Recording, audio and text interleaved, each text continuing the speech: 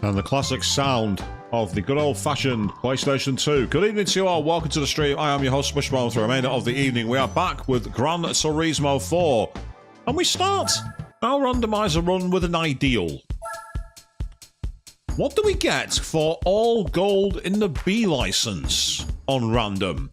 There's been a bit of offline grinding to get some of these here, and unbelievably, the final one is the one-lap guide run of Laguna Seca.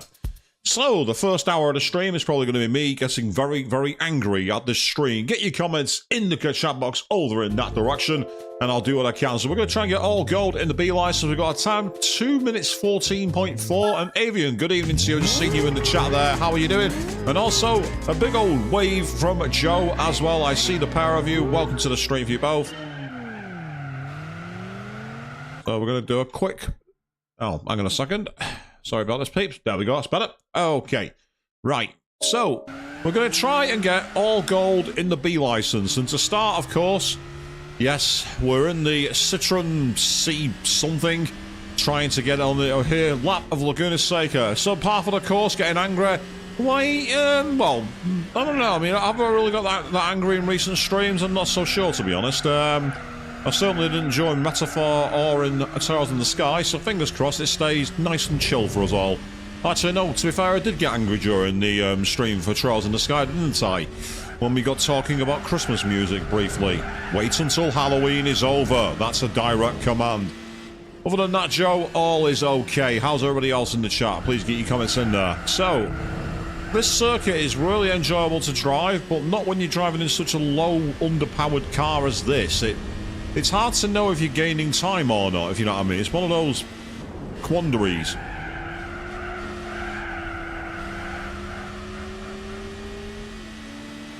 You're well. Glad to hear that, Joe. That's awesome news. So yes, we've got all golds apart from this test offline. After this, I'm going to try and get all silvers, possibly even all gold, in the International B license. There are a few bronzes left up for grabs.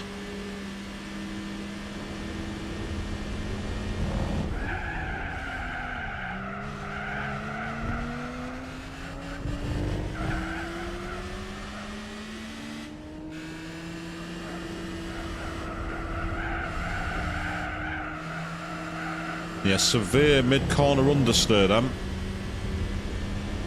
So Laguna Seca's, in terms of a race circuit, you know, to actually watch racing out, it's not that great, but it's beautiful to drive. I think it's, oddly enough, despite the curves and everything else in the corkscrew, it's more for bikes than cars. It's more a bike track. Although IndyCar have had some decent races here, actually, now I think about it.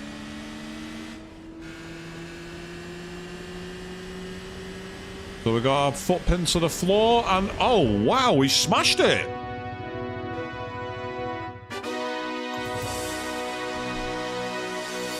That was way better than I thought. I did not think I was anywhere near that time. Well, that's an unexpected development, people. Here we go. Roll the dice then, people. We're less than 5 minutes into the stream, and we have won a Honda NSX. How many NSXs and Skylines are you going to give me? I love the JDM cards, but I've had enough of them. Give me something else. Good lord.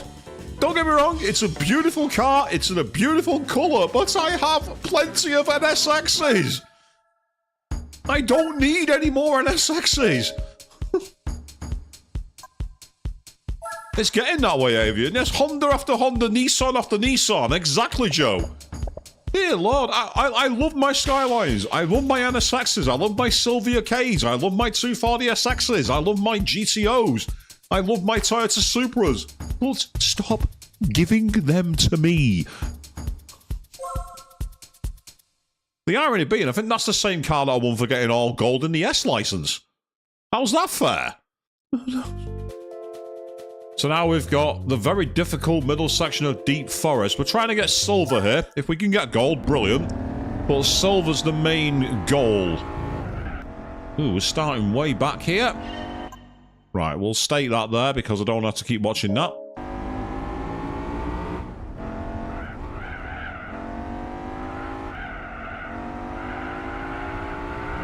This car feels very strange to drive. It has a beautiful guttural sound, but it feels very gutless, if you know what I mean. It just doesn't... It doesn't feel like I'm fully in control of the car. And, it's meant to be four-wheel drive, but it doesn't handle like a four-wheel drive car. It's very much like a front-wheel drive. It's almost as if the distribution of the power is to the front axles only. We've already got a bronze, so we don't need to keep seeing the victory dance for the bronze trophy. PS5 Platinum Trophy hunters be like, I don't want your bronze.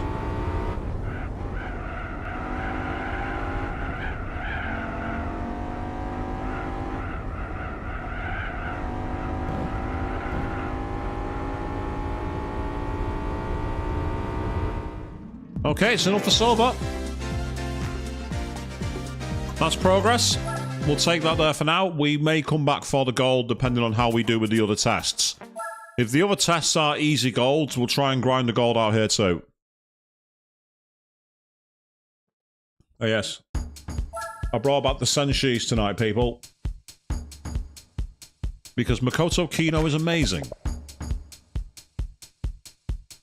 Oh, we're on the dirt. Oh, I hate the rally stages. I can't stand the rally stages. The rally stages are so annoying in this game. Mainly because the physics don't feel floaty enough. You're not able to thrash the cars into the corner as easily as you should be. It's weird.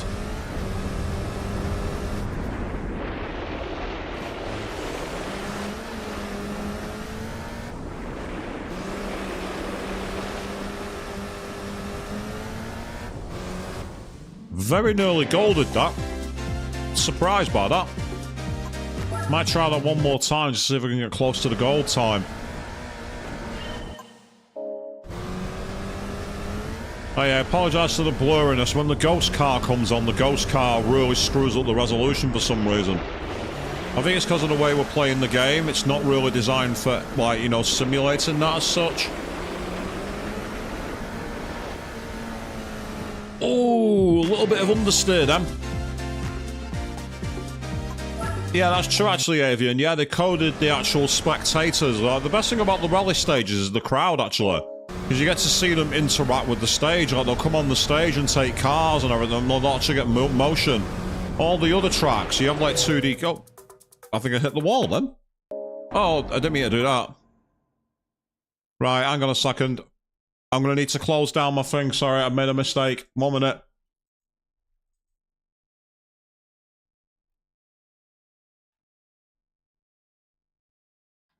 Apologies, peeps. I made a monumental screw up then.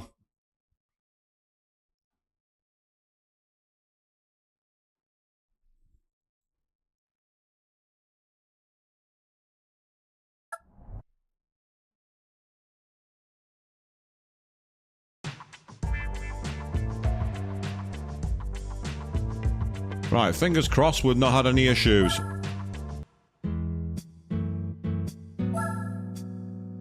I made the mistake of hitting the wrong key and it loaded an earlier state after the game had auto-saved.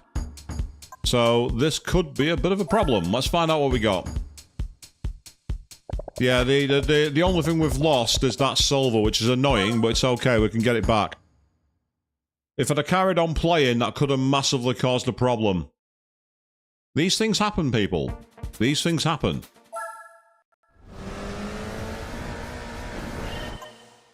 And I've just realised I've not changed the screen settings, so we're going to have to deal with them as they are for now, and sorry about that, peeps. Do this one test, and then afterwards what we will do is we will quickly change the screen resolution. Meanwhile, good evening, Aris to Jack. Just seen you jump in the chat there. How are you doing, pal? Welcome to the stream. Yeah, the game's like, nah, you're not allowed to do that. You're not allowed to do that. Stop chatting, mate. You can't do that.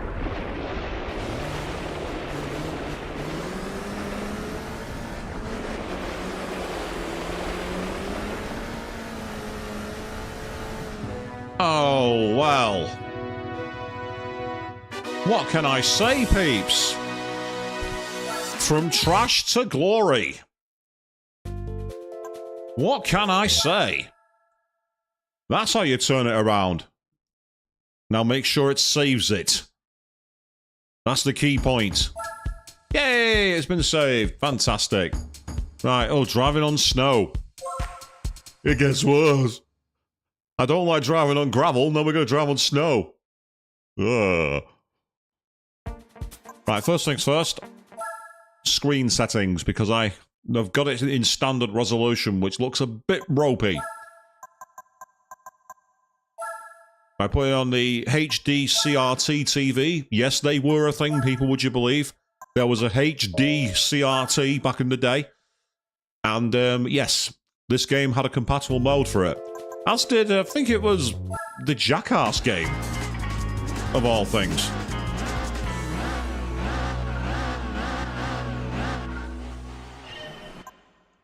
Do a quick state here.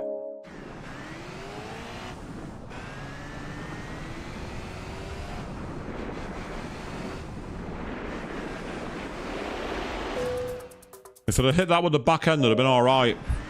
Yes, Jackass did have a game. Absolutely true, Avian, yes. Maybe I'll do it as a shitpost stream for a laugh one time. It's on the PS2.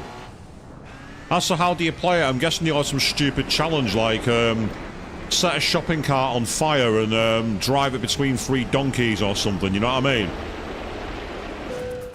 Is that Jackass enough? Am I being Jackass enough with that?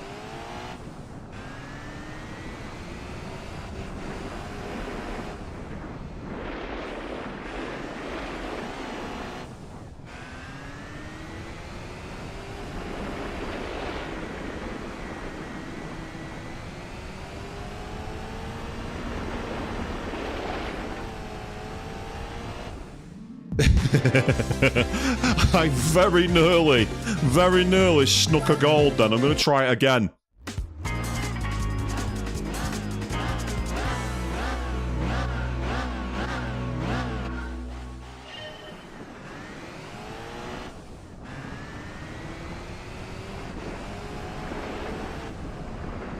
I know there was an episode of Jackass where, I think it was Brad Pitt actually appeared in it and was kidnapped or something. I'm not making that up. There was also an episode where I think it was Tony Hawk went water skiing naked at one point, just because he could. We'd been hanging around with Bam too much and decided to get too into the gimmick, if you know what I mean. It was... So that was a show that in many ways was like the worst of television. It was ultimate car crash TV, wasn't it? That was the whole point with Jackass. It was car crash television. Much the same way as the likes of Jerry Springer and all that lot. It was like, you know, how much offense can we cause? Yes. That was the era.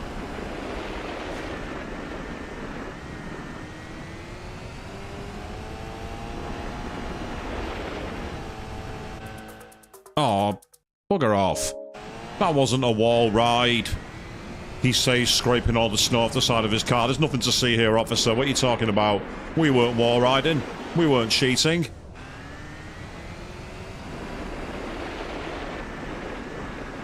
So there's no wall there, officer. I can't wall ride if there's no wall. How am I supposed to wall ride when there's not a wall?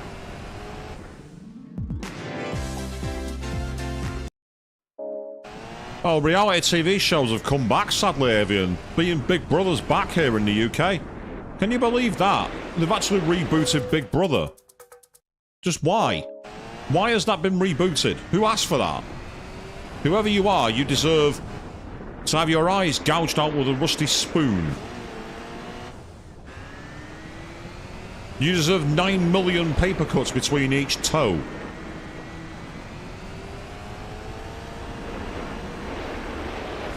You deserve to play the Home Alone Mega Drive games with your feet. You know what I mean? I can keep going all day. I can keep inventing all the more stupid punishments they all deserve. I can go full Monokuma as well, you know.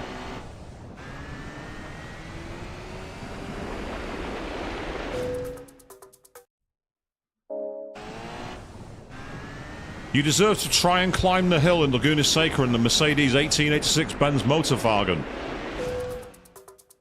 Yeah, good luck with that one.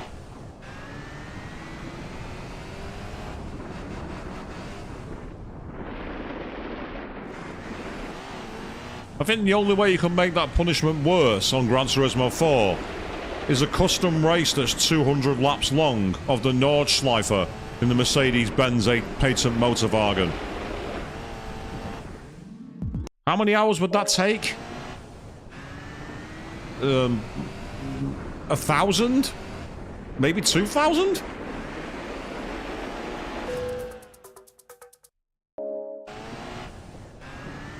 Been there for a year. That sounds about right, Avian, yeah. Sounds about right for a prison sentence in my Britain. Evidently you can't wall ride that wall. Okay, well, that's noted.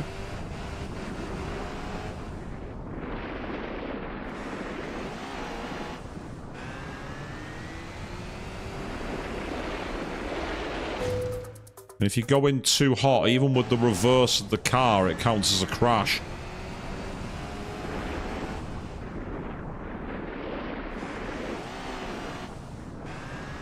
You see, if you can engineer a wall ride if you're kind of like at the right angle and off the throttle. That's how you can get away with it. Yeah, I was too slow.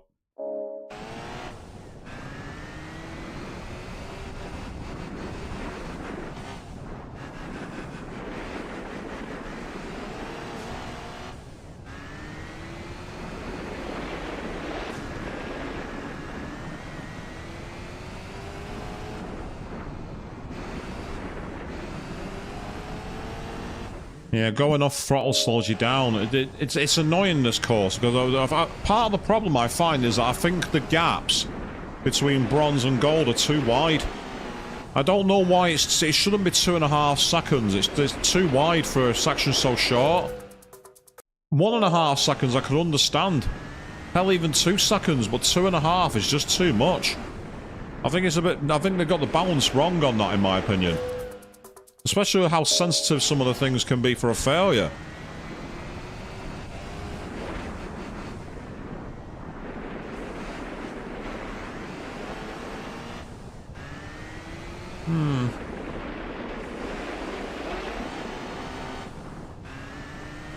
Yeah, we've lost this one.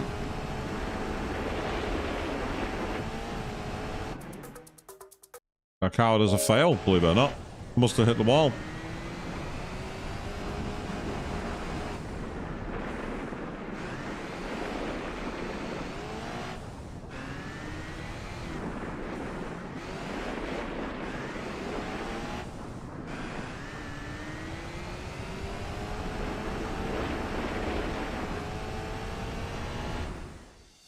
I'm getting slower now.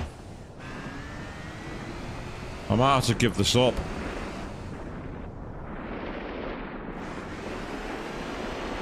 The problem is, they've actually not simulated snow driving properly in this game. If you actually have snow tyres on, you can actually get more grip than on the road. Because your car literally claws through the snow. It literally just drags itself through it. Because the studs just tear it to pieces. And they haven't simulated that at all. It's one thing they've never got right. It's why I always felt that the rally stages were a needless addition to this series. You know, if you wanted to go play rally game, there were so many others like the Colin McRae series, the Dirt series. Why would you need to play rallying on this mode? It doesn't make sense. Still, that's a gold.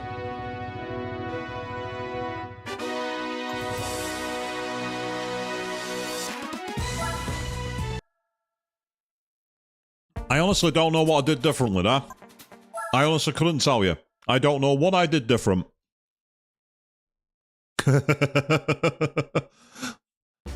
Oh, here we go. It's another car. It is. Not a bad one, actually. The Mazda 6 touring car. If there's a manufacturer tournament I can use that in, that could be really useful. That's not a bad car at all. The same, and unfortunately to get the golds, we'd have to do some of the other more awkward ones like the Lotus test and everything else. What's the IA? Ah, that's all silvers, apart from 1 gold, so let's not waste our time with that one, and that's all golded, I believe. I mean, I could be in the keyword here, I could just cheat. There is a way to actually just give yourself a gold. on all the tests. You can just give yourself a gold.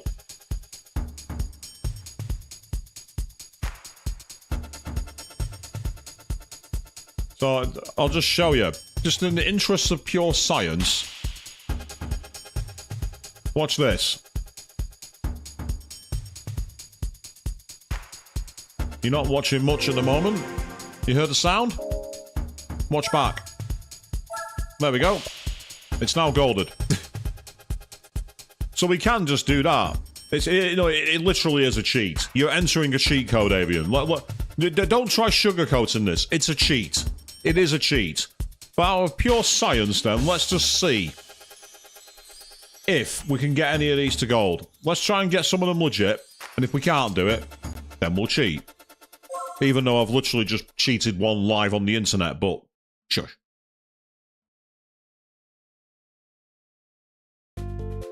It would be one way to find out what the cars are in the randomiser, because let's not forget, we could cheat and get the Ford Model T.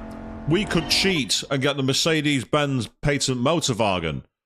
So, you know, we could cheat and get absolutely no reward for it. So, in a way, it's kind of a good it's kind of a good reason to cheat, because we'll be able to see just what we do or don't win the hard way.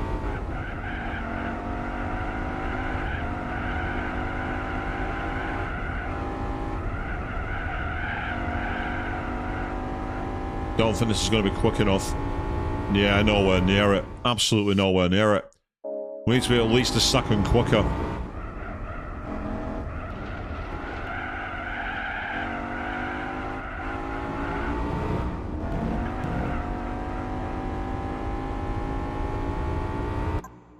Right, 14.523 is what we're at there. Out of curiosity.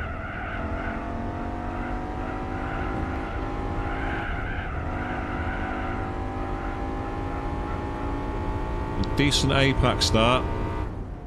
Not bad.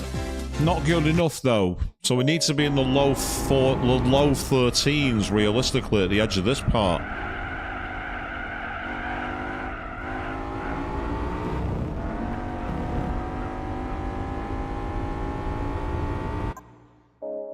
Doesn't feel like it's going to be enough, that.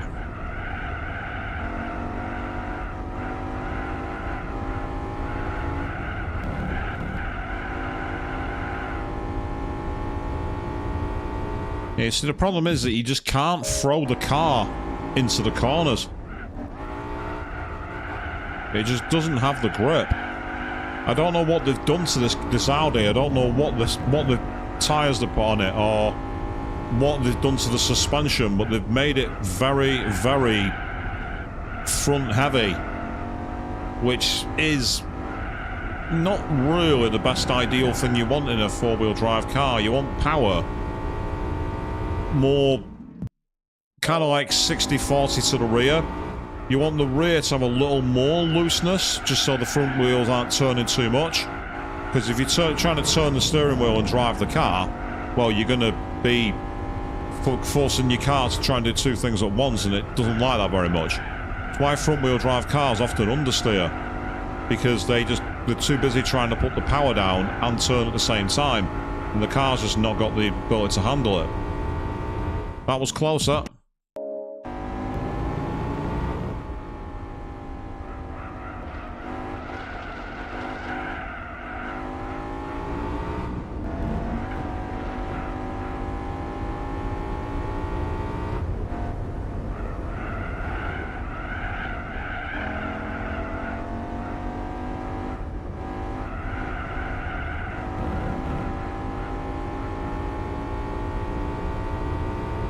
See, when you feel like you're being in control, you're kind of like not really getting the pace.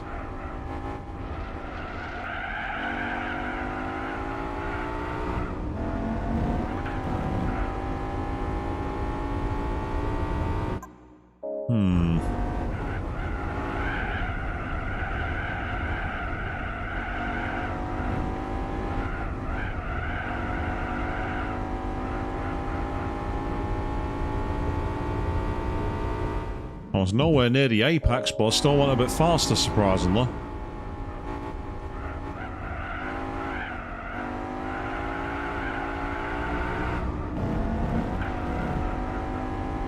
Right, I'm going to state it there this time. State it in the middle.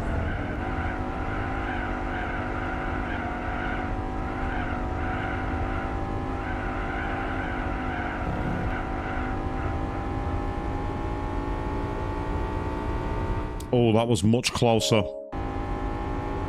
That was way closer.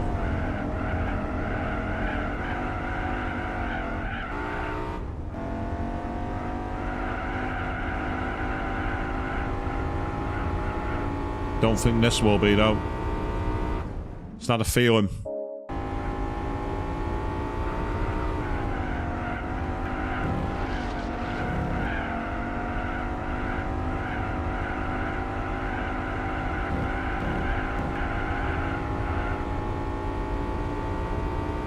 Oh, that was so close.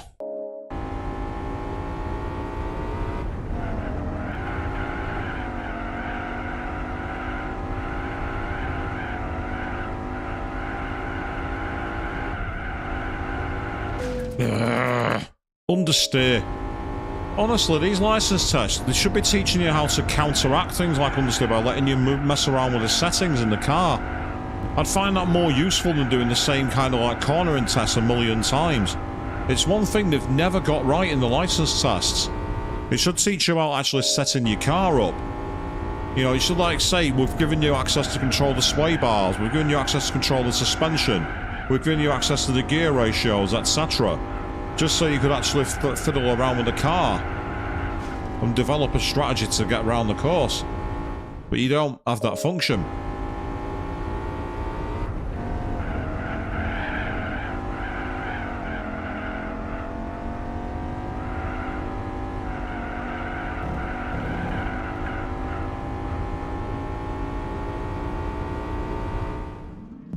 One more time and then I'm cheating. I'm going to try and get it legit, but if I can't, I'm going to cheat. It's the new mantra around here. Well, not completely new. And so I just don't know where I'm going to find half a second. I don't think it's in the car. It's not got the pace. Doesn't matter what line you take, you can't get around this corner quick enough because it's just got such bad understeer. That's the problem. They've made a car which is understeer heavy, and there's no way to counteract it.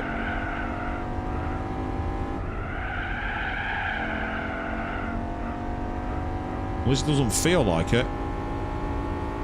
See, even being deliberately aggressive with the throttle at certain times isn't helping. The car turns like a tank. And you can't handbrake it either. I say, if I had a hand cam, you'd be able to see how much I'm trying to brake my thumbs trying to turn corners.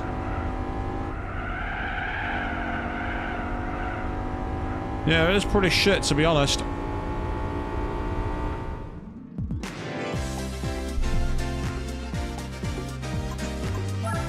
Well, I'm not pissing around with this anymore.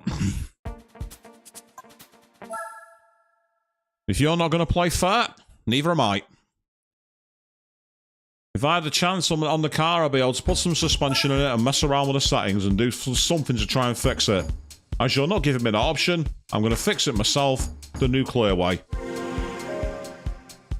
There we go. Give me my gold. Next.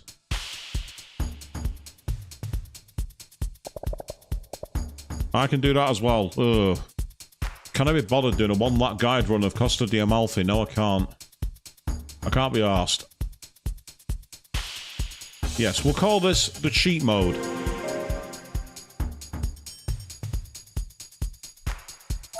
It won't be so bad, but it's in a Peugeot 206. I don't want to drive that. I really don't.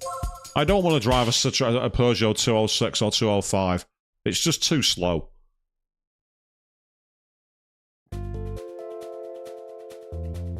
"90-degree corners of New York." Okay.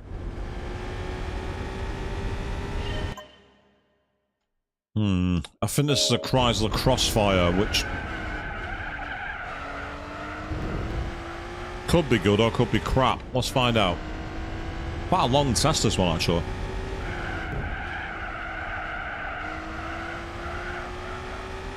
Has a very strange cornering, this car. It doesn't really drive much like any vehicle. It doesn't understeer like a front car. It doesn't, like, oversteer like a rear wheel car. It seems to just have this odd, neither fish nor fowl kind of feel to it.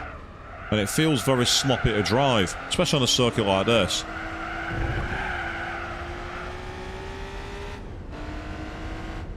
Oh, well. It can't be that sloppy. I didn't think that was remotely good enough. Okay, that wasn't expected. First time, go Burr, I guess. What else have we got? One lap guide run of Hong Kong in an MGF. Ugh. We'll try it. We'll try it once. We'll see how close we are. If we're talking like, I don't know, 3 seconds off or something stupid like that, I'm not going to bother. You see how long this is? Like, you know, you see that? You've got to find 10 seconds.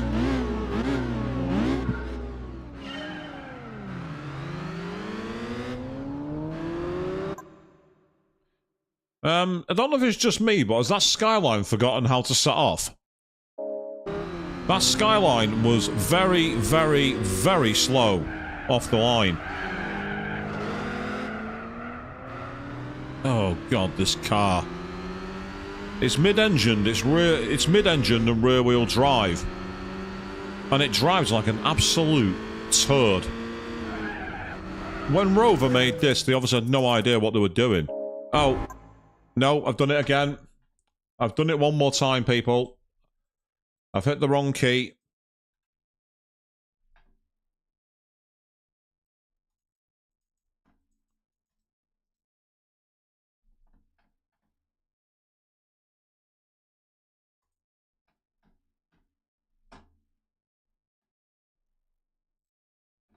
Sorry, peeps, I've done this again. I keep hitting the wrong key, like an idiot.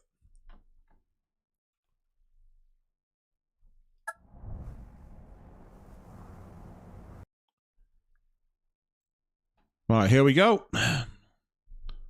I keep hitting the wrong key. From what I understand, it wasn't great, Joe.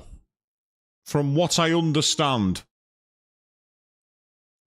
I've never driven one, but what I've seen of it, it's not got much of a reputation, from what I understand. It's never been referred to as a revered classic, compared to its contemporaries.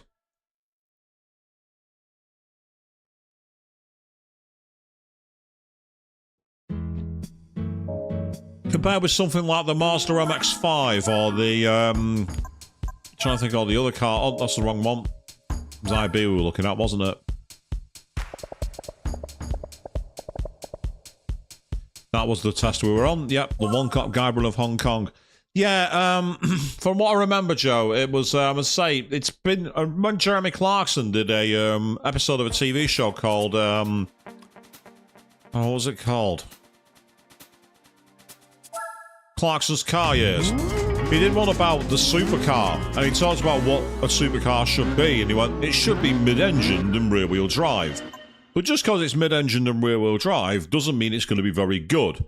And he's walking past an MGF when he says that, and then next to that is a lawnmower that you ride on. So, you know, it's like that kind of thing. It was like, almost like a shitpost on how not to make a mid-engine rear-wheel drive car. Again, he's not the be-all and end-all, don't get me wrong, but I don't know many people who had much love for it.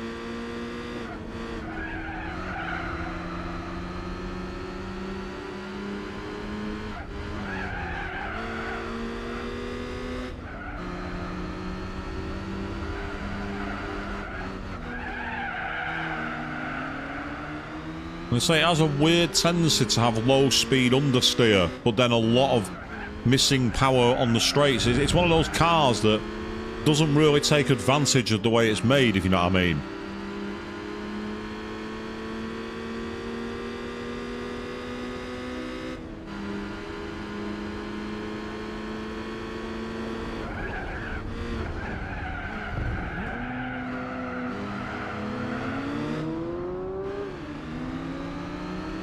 And the problem with this track is it's hard to know when if you're in a decent lap time or not, because despite how short it is, with the lack of power in the car, you really don't know where you're at.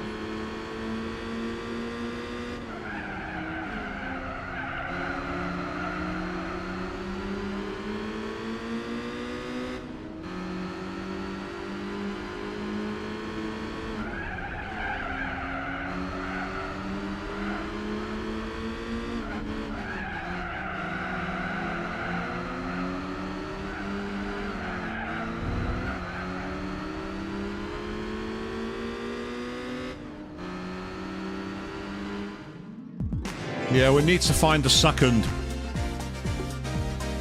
That's quite a big ask. We'll try it one more time. We will be good.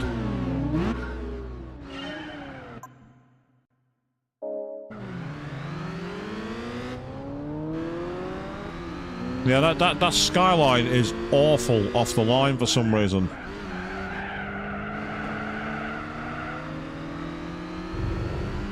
Also, if you look in the distance there, you can see an advertisement for Philips and NEC on top of those buildings in the background. They're not the easiest thing to see because the resolution's quite poor, but they are there.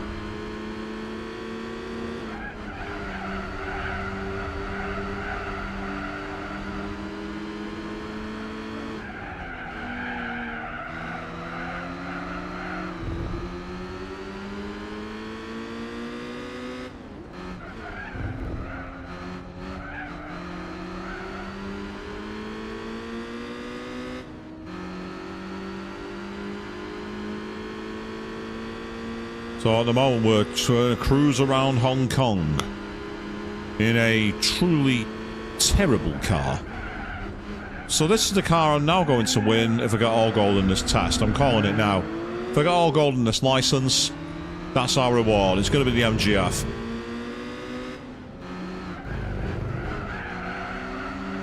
No, actually, of course it's not. It's going to be another Honda Civic or a Nissan Skyline or a Honda NSX, isn't it? Let's be honest, people. We've been on a massive streak of those of late.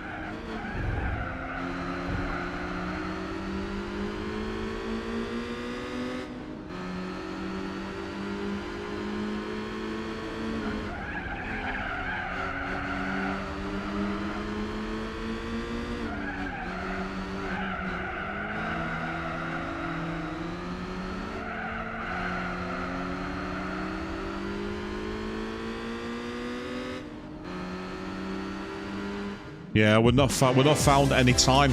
We've not found a single moment to be a second in front of where I was. I don't know how I'm going to find that time, so I might just cheat in a minute. But we'll try one more time. Because it would be nice to be able to actually succeed legitimately.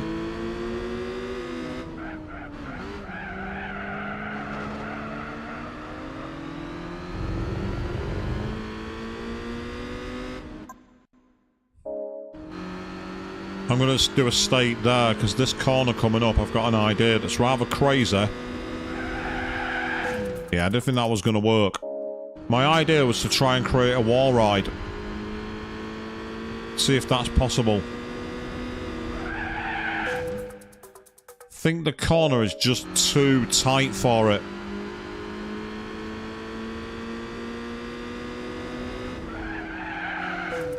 Yeah, the corner's too tight. If the wall wasn't so angular, you'd be able to get away with a wall ride.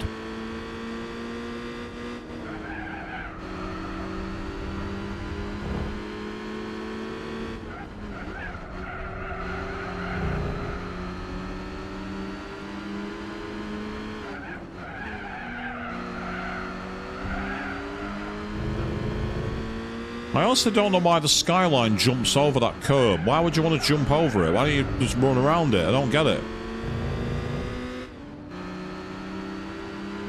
Now, so I have no idea if this is any quicker than the last time. That's the problem.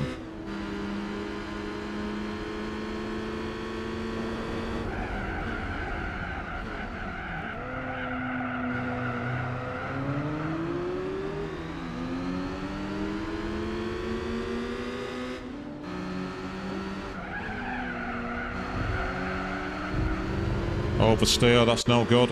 I did not need that.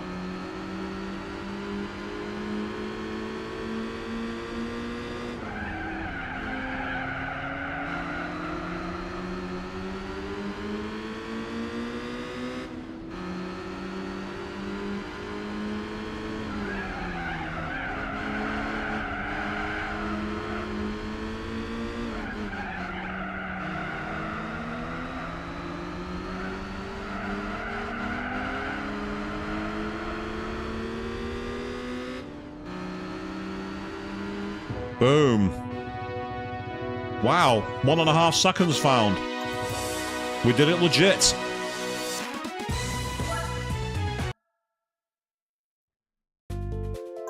Again, it didn't feel like I'd done anything particularly special there, apart from repeatedly cheat on the wall ride for the corner, which never got to work. Oh god, this test, I remember this one. It's something daft like 19 seconds is all you've got. It's one of the tightest ones on one of the tightest circuits.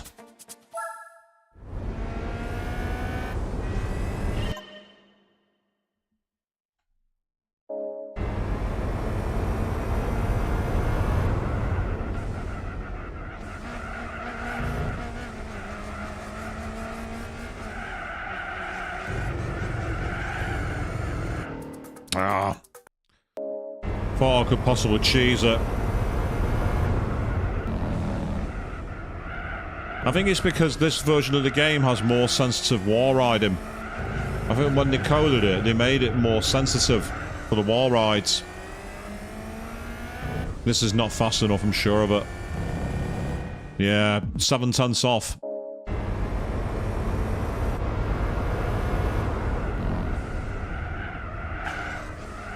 That was purely because the roof cam is too intrusive on this car.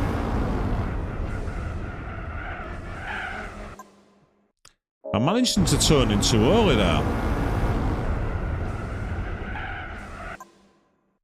Also, it seems weird the car is prone to locking in weird ways in the brakes. It's like the brakes have a tendency to half soft lock halfway around the corner.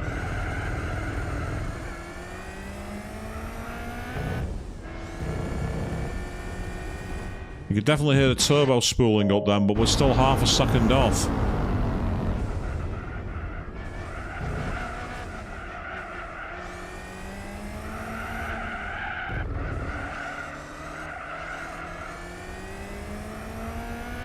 That's going to be a crash, so I'm not going to waste my time with that one. I think also you've got to be past that bollard under 16 seconds. I think that's the only way you're going to get the acceleration to go up there.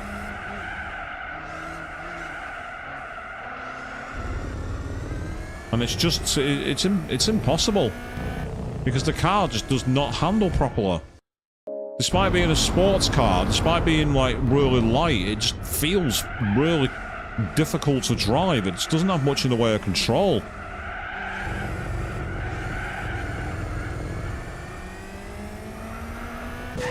Yep, that was a crash. Try a few more times, we managed it with the MGF after all.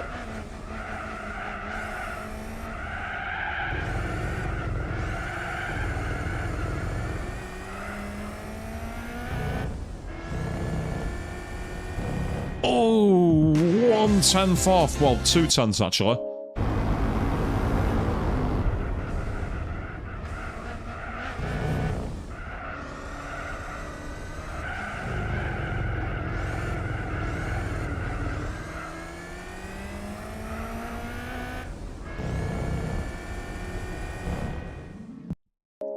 And it also doesn't feel very controllable in its power for some reason.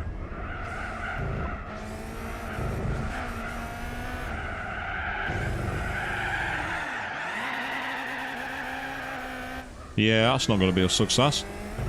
Sounded cool, but it wasn't. The car was trying to dig its way to Australia, then.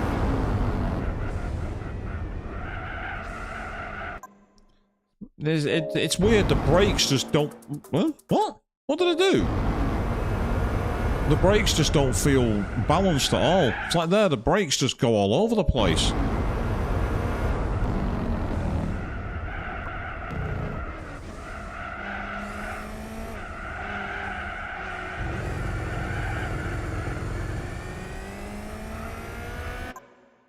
Oh, come on. 19.032. Well, the time is there. It's just finding it.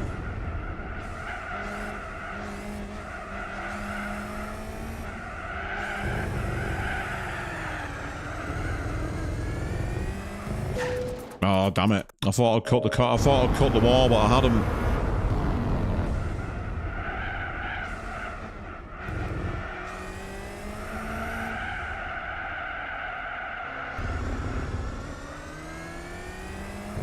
Yeah, I knew that wasn't going to happen.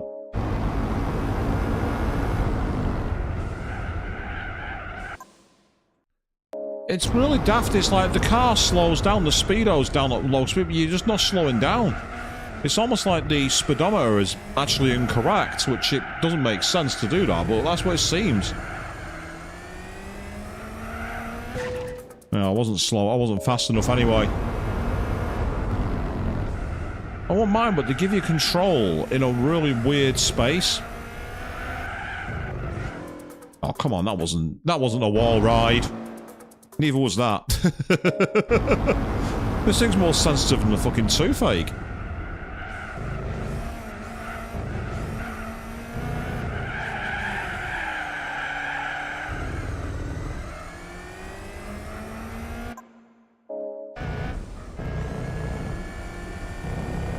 Once again, 19.0.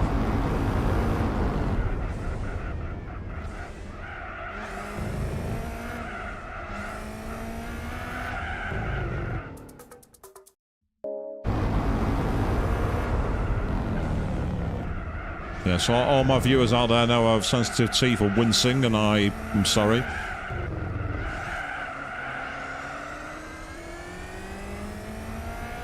That's not going to be enough. 2 times off at least. Called it.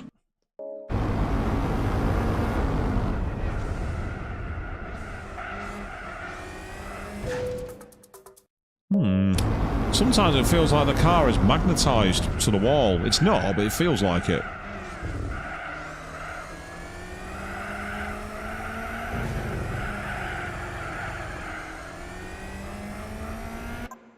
Not going to be fast enough. Even with a decent burst of speed, it just wasn't quick enough. I won't mind, but it'd be nice if I could do something to the tyres or something to the car, but you can't do nothing. And again, why have I got to find more than 2 seconds on only 2 corners? That's just... I think that's ridiculous. 19.7 for gold would have been fine. But finding more than 2 seconds is a joke. They had a real hard-on for making the golds really ridiculously hard.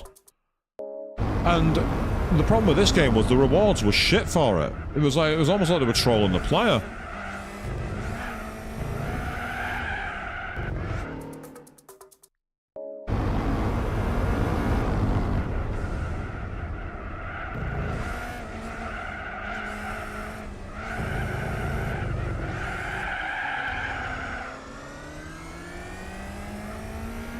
Nah, not good enough.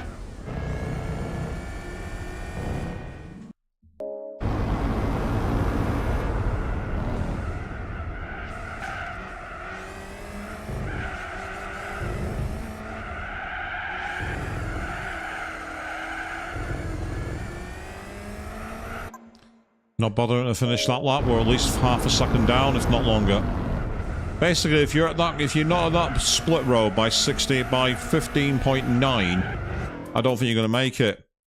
And I'd say they've made this car absolutely impossible to stop. But I'll also say it again, they made the gold time too tight. The gold should not be this hard.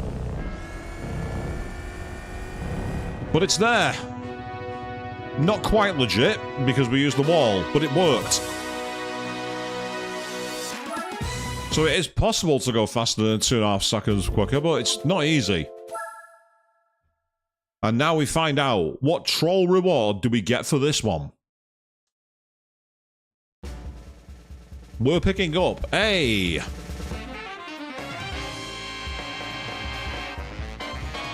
That's not a troll at all!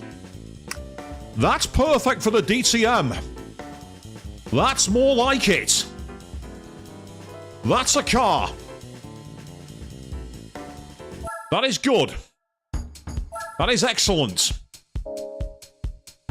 That's not a troll in the slightest. I have no problem with that. By the way, I'm not going to do this one again because I've already got gold on it. But I want to show you, if it's saved my times, I want to show you the time that I've done for this one.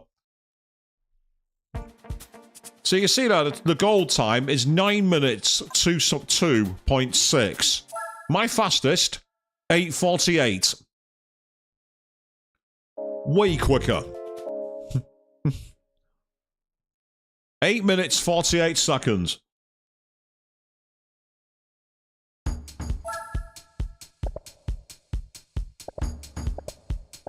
Right, the question is...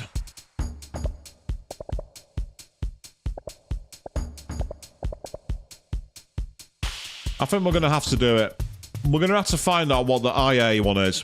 So we're not going to waste time here. We're going to go the quick way. As in, we're going to cheat. And I'm wondering if it will let me do it for all of them at once. I'm going to try it as an experiment.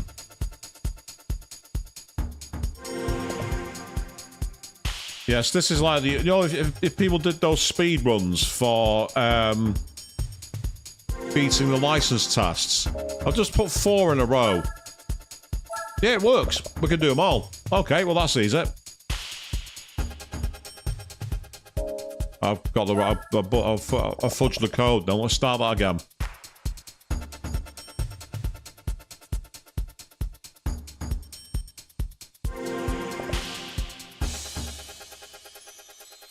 So for all you people out there who back in the day wanted to get all gold in a license test without downloading a save on the PS3 era and wanted to do it yourselves, you technically can. By either getting good or doing it this way. In fact, I wonder if it works even for the coffee breaks. Let's find out.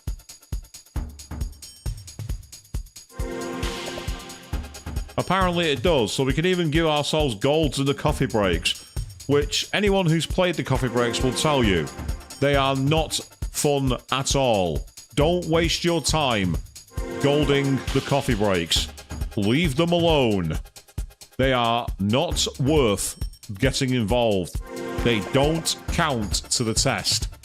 They are a complete waste of your time.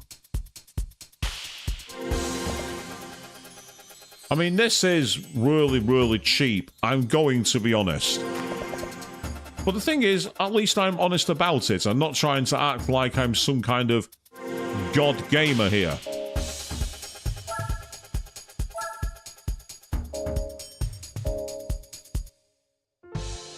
Now that's interesting. It's not giving me the prize car. So we're never going to find out. We're never going to find out, people. Because the prize car is no more, apparently.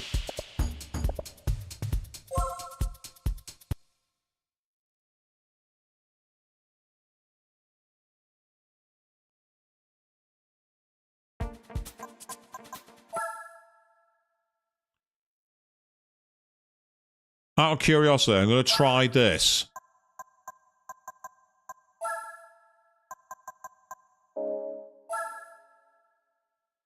I mean, if it doesn't work, I guess we're never going to know. And that's something to bear in mind for the future.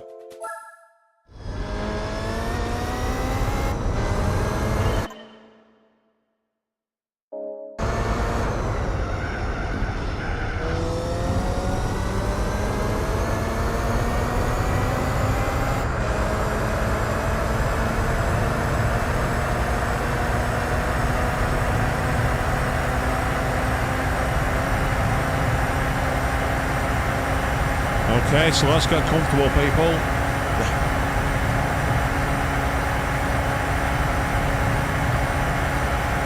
Now you see, this is where I mess around with the gear ratios, because we're already redlining.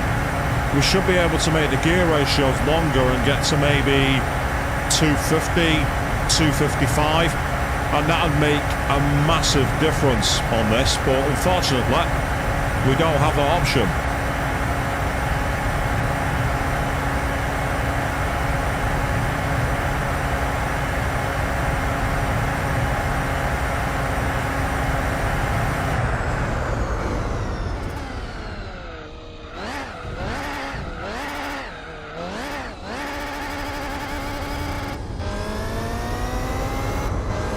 So you go down to third gear there, not second gear. And that's how you avoid the traction control issue.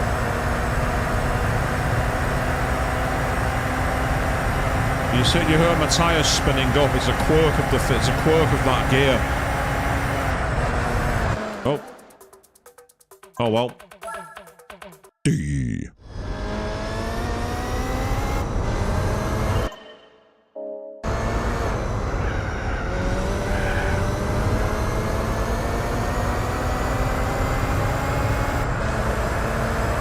All the way to the maximum, get all the way to the red line. And now this is where all we can do is coast. We can't do any more. If I'm right, and I've just screwed myself out of getting the prize car, well, I guess we'll have to chalk it up to we're never going to know. We are Schrodinger's cat, people. And if you're not sure what that's all about, go check out Queen 3210's Let's Play Zero Escape Butchers, Let's Reward. You're welcome for that one. You're not here, but you're welcome.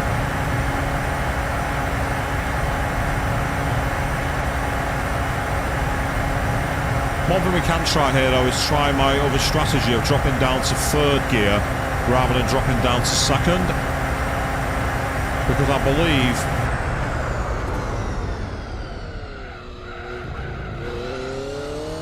See, look at that. Absolutely no wheel spin whatsoever. If you do that in automatic transmission, all you do is spin your wheels. It's an absolute nuisance.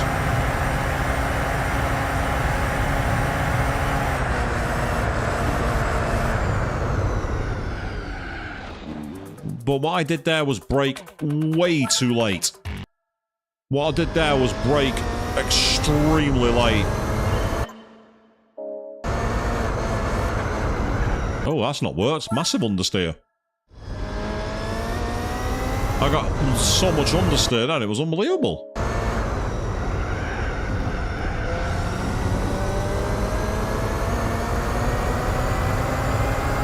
Had to coast through that corner. Normally you can take it flat, but not in this car. Well, not flat, but you can do it quite a tiny dab of the brake and off you go. If you're in something like the Bentley Speed 8 or the Toyota Minolta or the Saab C9, you can literally take it with ease. Stay away from those cones. You don't want to tap them. Tap a cone, it counts as a fail. Makes no sense. You've not gone off track. You're not outside the white lines, but touch a cone. Although speaking of going off track and everything else, the USA Grand Prix. I felt the stewarding in that race was very inconsistent. It seemed strange about who could and couldn't get penalties. I don't understand how two drivers going off was judged to have one driver more at fault than the other. Especially given that a similar thing happened on the first lap with no punishment. Oh, what the hell? So much for no wheel spin, people.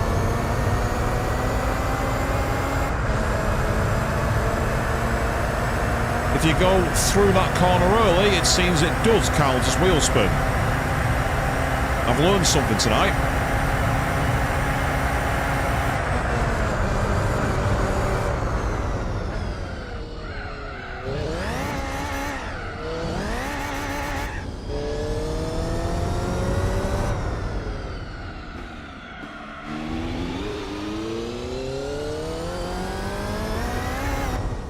Yeah, not even close. Not even close.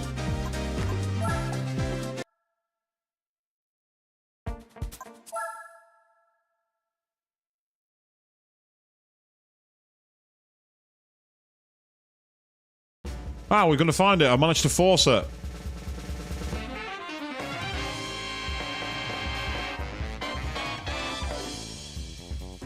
Really? A fucking Nissan Micra? Because that's what that is. That's all gold in the International A license. A fucking Nissan Micra. That's a kick in the balls, isn't it, people? I'm glad I fucking cheated. Yeah, who says cheats never prosper? I fucking do. What the shit was that? How unimpressed would you be if you'd grinded those legit? If you'd grinded them, absolutely done everything possible, and then your reward is that pile of shit. Right. Well, let's not have any piles of shit. The real circuit tour. Yeah, we'll start with that. We'll do the real circuit tour. 6 laps of Suzuka. Okay. All right.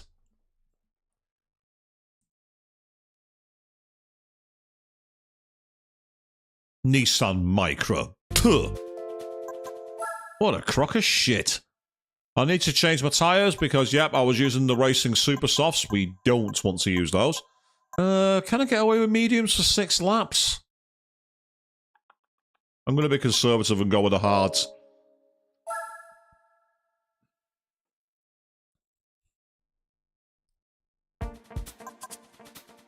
Ah, check it out. The Minolta is in this race. Along with the Peugeot 905.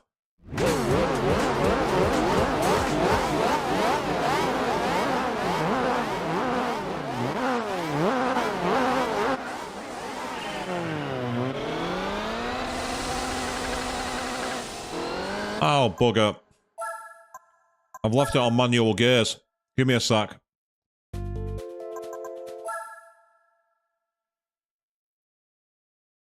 I don't know Suzuka in manual.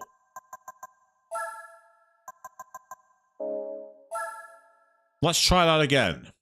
Fubar, people. Fubar. And that's nothing new for all you people who've watched the channel.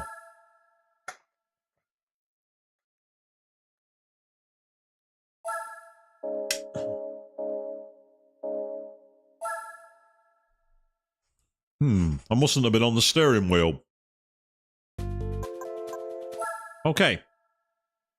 Let's try that again, shall we? Same cars, so that's cool, so we've not lost anything. Go check out the mileage, people. 666. We've done 666 miles. I've literally just spotted that. More like 666.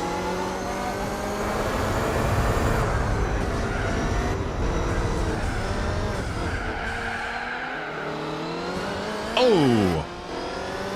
It's tyre to 1, 2, 3 at the moment.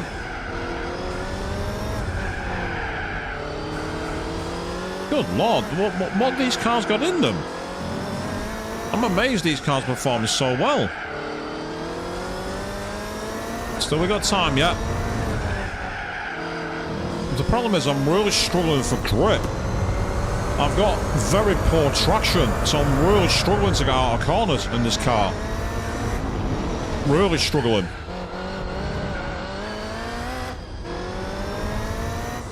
But I'm hoping that once the tyres warm up properly, I'll be in a better position to challenge.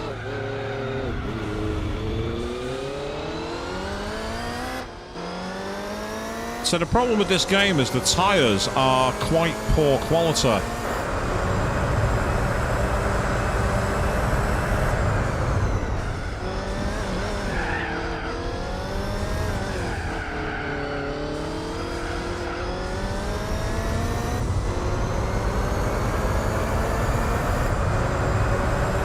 Now to get after this guy.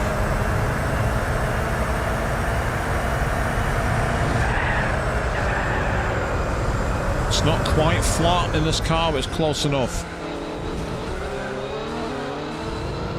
Yeah, that's fine, Mr. Minolta. Go off into the dirt. That's fine by me. See you later. Go off of your own volition. I'm okay. I'll happily take a 2-second lead. Thank you very much.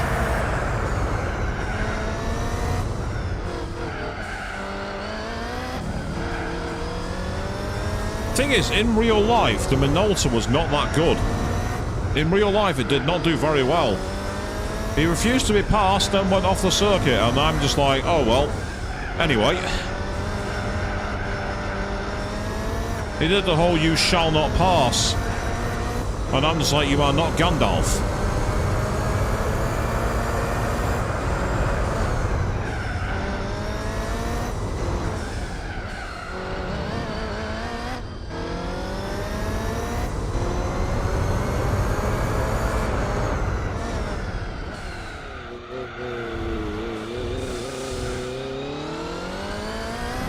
Yeah, it was very, very unreliable, and it was a car that had promised, just not enough. So I'd say it was one of those like late 80s designs that it wasn't good enough for the Group C championships. In Japan, it took part in quite a few of their GT events and did relatively ordinary. It wasn't much of a threat. Had all the promise in the world, but it just didn't get delivered.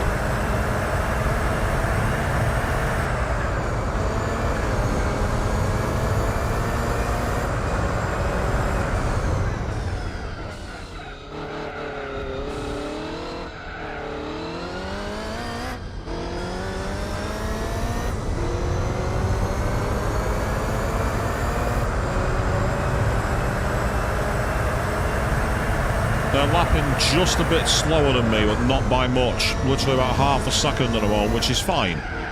I can afford that.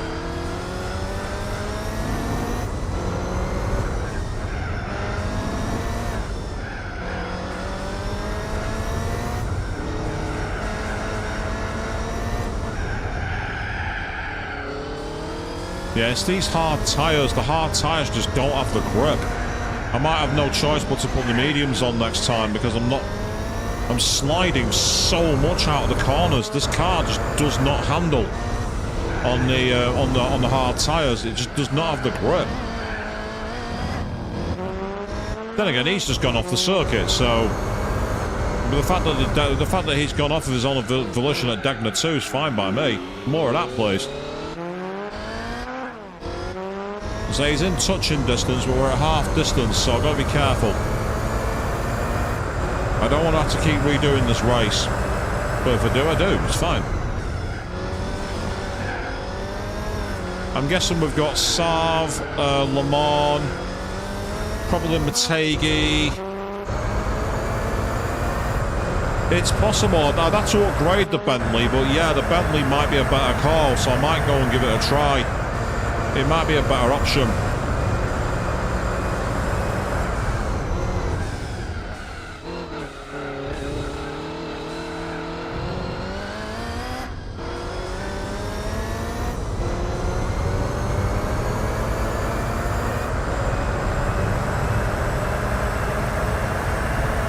So the gaps have been maintained at least, so it's not too bad. Because I know the Bentley's got better grip but a lower top speed, I believe. Well, the top speed of the Bentley's about 218, which would be a problem at somewhere like Le Savre, possibly at the Nürburgring on the back straight, but if you're quick enough through the corners, you'll get that far ahead, it won't be a problem. And given the rather sloppy handling I'm getting on the hard tyres from this car, the Bentley could be a better choice. I mean, the front left is already starting to go towards the yellow, and that concerns me because if that's happening at the front, the medium tyres on the rear would fall to pieces. Well, again, he's gone off at Degner 2. So if the AI is struggling to make that corner, that's doing enough to offset the damage that I'm getting elsewhere on the lap. So it is swinging and roundabouting towards us at this moment.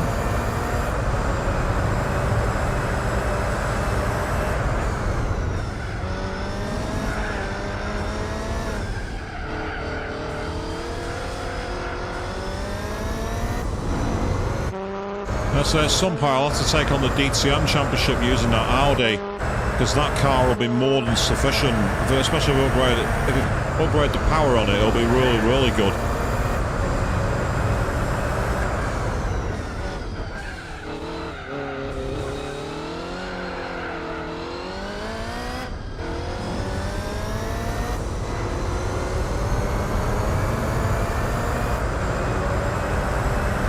Okay, 144.1. Yeah, the gap's up to 4 seconds now, so things are coming back towards my favour.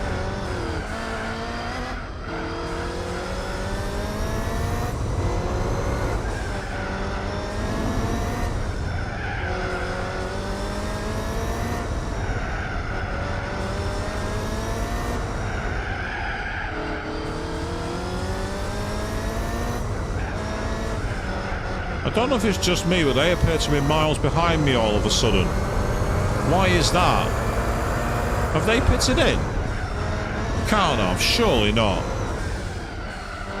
I'm suddenly miles in front, and I mean literally miles. So if the Minolta pitted, well that says it all. I managed to beat it that way. One race. Ah, so it did pit, right. I'm so focused on my race, I just noticed the map, I'm like, hang on a second, where are they? Now they're nowhere near me. Yeah, the Toyota 7's now in second place. Well, I can cruise to victory now then. I don't have to push at all.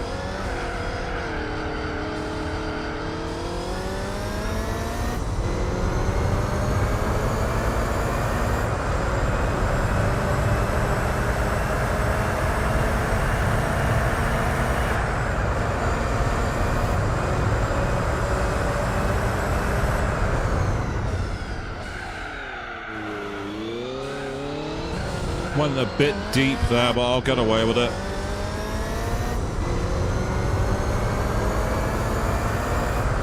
Yeah, I'm still in the 44s, so I'm not in any immediate danger.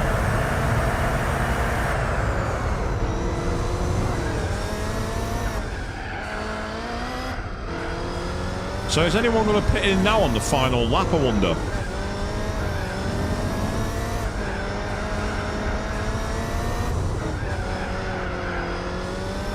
It is a very strange car, isn't it, a Toyota 7? It's a weird one. It's a very experimental design. I've no idea what its history was like, but it was still a bit of a weird one, to say the least.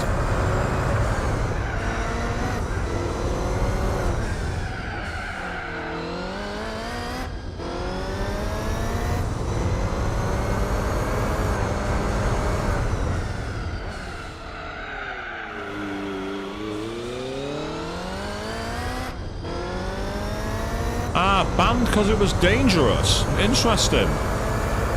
Very interesting.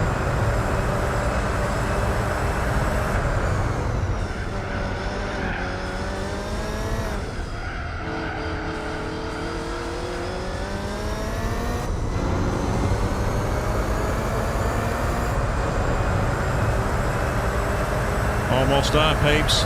After this, I think I will still explore the Bentley, because if the Bentley can give me all the cornering performance, I might as well go for it.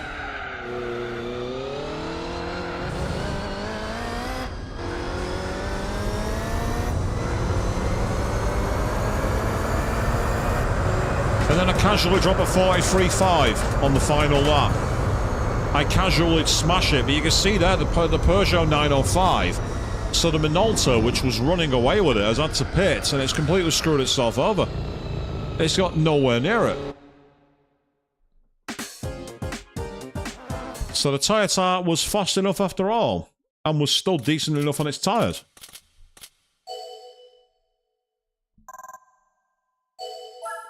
Well, that's 15 grand earned in just under 10 minutes. Well, just over 10 minutes. That's not too bad. I think there's another 7 rounds, I think. Yeah, there is. So there's a chance here that I might be doing this for a while. This might be towards the end of the stream, actually, surprisingly. Well, let's try and help by moving to the Bentley. You can see we've not actually upgraded the main car much at all. So I need to do some changes.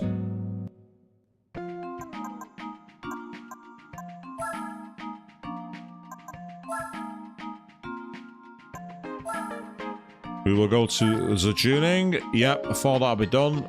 Engine. I can give it nitrous if I want. Turbo. Yes, I think I will give it a turbo. I will have 1089 horsepower, thank you. I will have that. Gearbox, all fully prepared. No surprise there. And I will have... No, not that. These, please.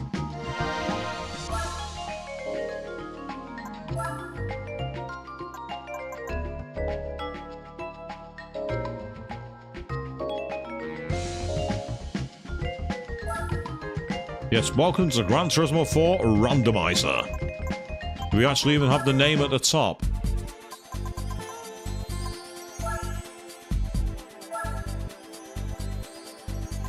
So we're going to Twin Ring Mategi. We've also got Scuba, Laguna Seca, Infineon, the Nordschleife, and Le Mans. So we have an interesting, eclectic mix of circuits. I think Fuji might be in here as well. Oh, we got the Sauber C9, the Minolta, the Nissan GTR Concept LM, surprisingly. So a mix of classes here. We've also got the Pagani Zonda and the McLaren F1. Right, okay, so we've got hard tyres on the rear, medium in the front, and we are ready to rock and roll. Meanwhile, the Pagani Zonda is somehow in first place, which is surprising. Or as the teacher in Asamangadaya would say, "It's it go!"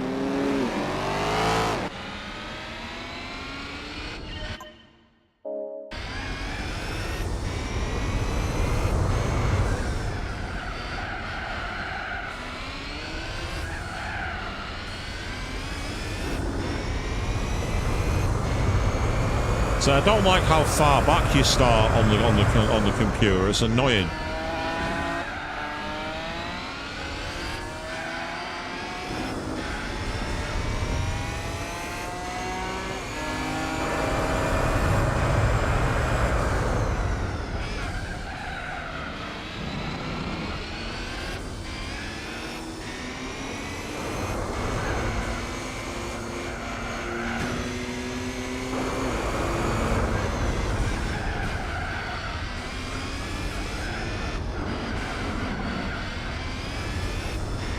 Yeah, this is much more planted.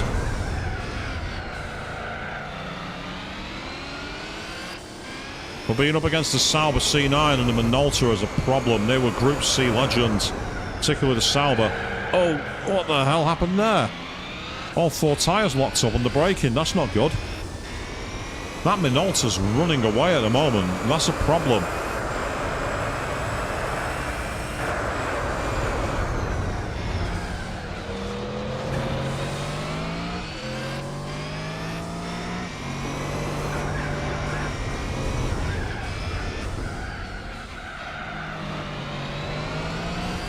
Oh, no, you don't. Back in your lane.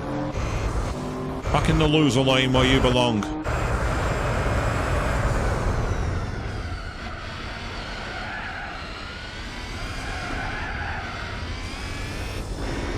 Right, the big question now is, will the Minolta have to pit? Will the Sauber have to pit? If they do, I might be able to win this the old-fashioned way. By doing what's known as a triple stint at Le Mans, because that Sauber is not getting off my gearbox.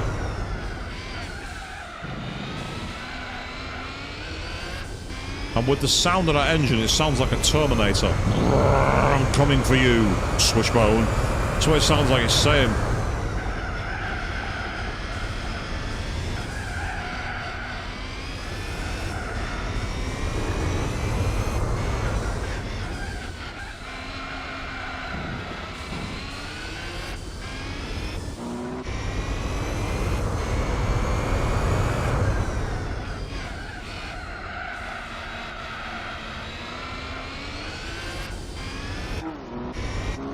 No, we don't have to be too fast if that car's gonna... If that car doesn't pit, then we got a problem.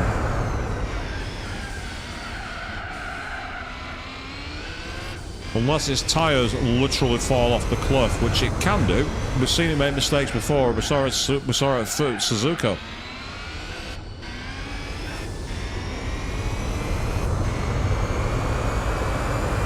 This is where I could really do with split tyres, but unfortunately the way I'm playing the game doesn't generate them, and I've never been able to fix it. Apart from randomly in the special conditions events, Somewhere there you get them.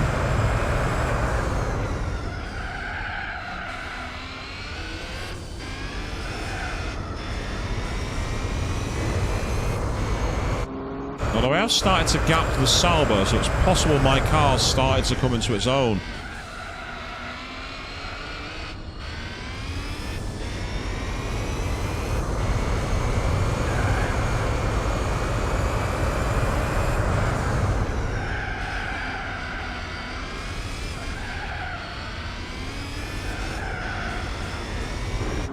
Yeah, you can't quite lean on the hard tyres like you'd like to.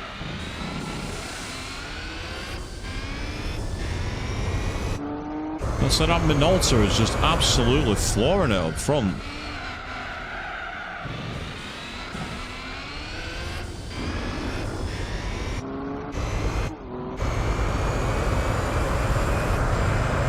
This is the problem, like I'm waiting for it to either hit the pits or hit the cliff. It's one or the other.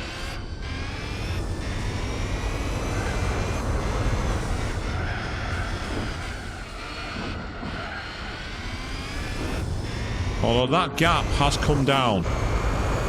Only a little, but it's come down.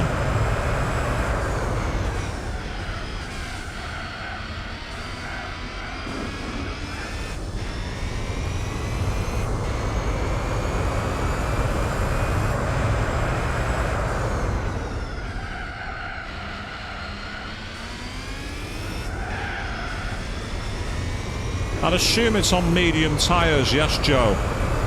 That's what I'm assuming. The fact that it pitted on the last race of Suzuka tells me it's going to be on mediums. It pitted with a lap to go at Suzuka, so that suggests if it's going to pit here, either lap 5 or lap 6 is when you'd expect it to. Expect it to be in the keywords.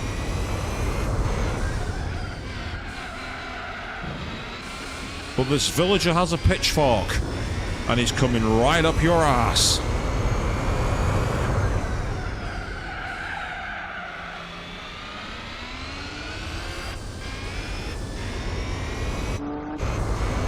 Yeah, you can see the gap we've now got on the Sauber as well. The race is coming back to the Bentley.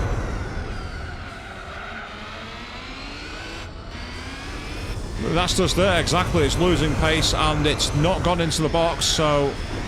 Oh, that's not good. I didn't take a great line, that. But that gap has significantly dropped. Now, if we had like those F1 style graphics for the striking distance thing, it'd be like 1 lap, 2 laps. I'm now at the point where I'm getting a tow from it. Not for very long, it's just at the edge of the corners. I'm slowly getting into the tow and then falling out of range again. I mean, the Sauber's pace has gone awful. That's really gone off.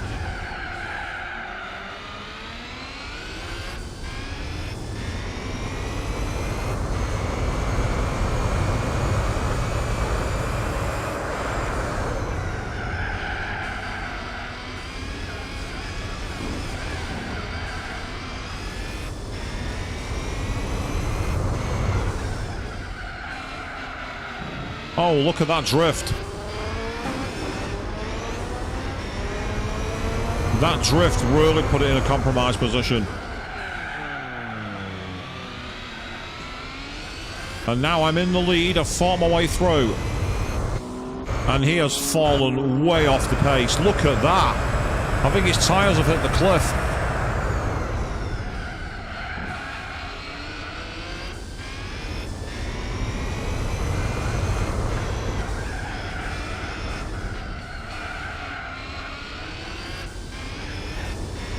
There it goes, straight line to the pits. Where's the Sauber going? Straight line to the pits. This race is mine. I've won.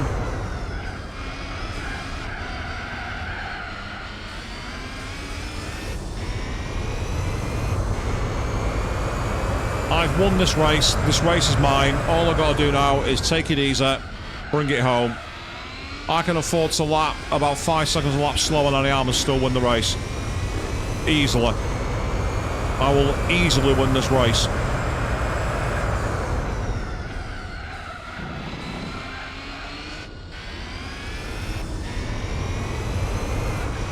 mean, my tyres are yellow condition, so keeping it cool for the next couple of laps is going to be important, but I took him on the track. I didn't wait for the pits, and I still came home in a good position for now. We are still a long way from the end, though, so I'm not going to count my chickens just yet. I'm going to take it easy.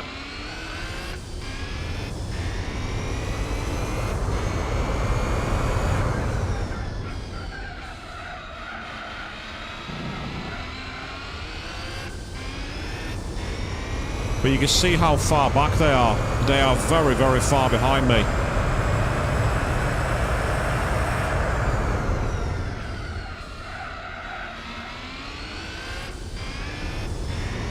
So if I'm doing anywhere between 137 and 138, I'm guaranteed to have this race. Any faster than that, and we're definitely on par. Oh yeah, we smashed this. To the 135. 2 laps to go, and you can see they are easily, what, 20, 25 seconds adrift, if not one more.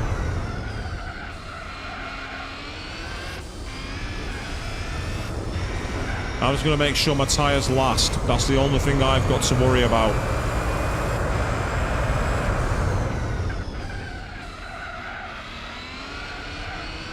Yeah, I've got more than 30 seconds, 35. Yeah, I've got a 38-second advantage. I am well clear. Fuel's not an issue.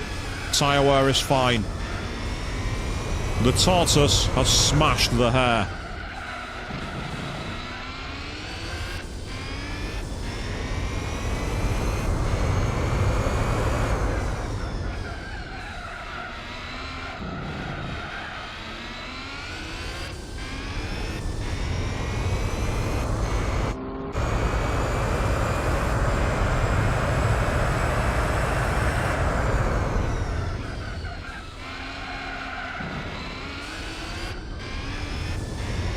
One more lap.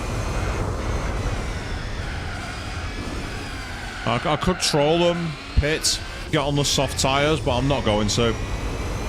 I'm not going to be silly. I'm just going to take it nice and smooth. I mean, like, speaking of, like, you know, pitting and setting fast laps, I understand that Daniel Ricciardo didn't find out he was going to be out of the drive until the weekend of Singapore.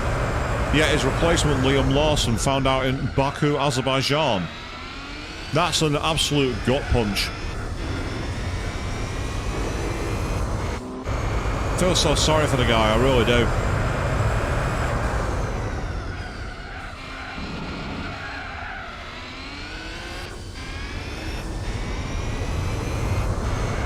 Despite the fresher tyres, they're barely lapping any quicker than me. I'm still 38 seconds in front.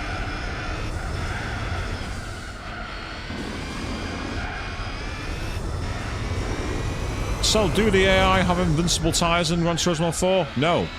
No, they don't. Their tyres can wear out just like the players can.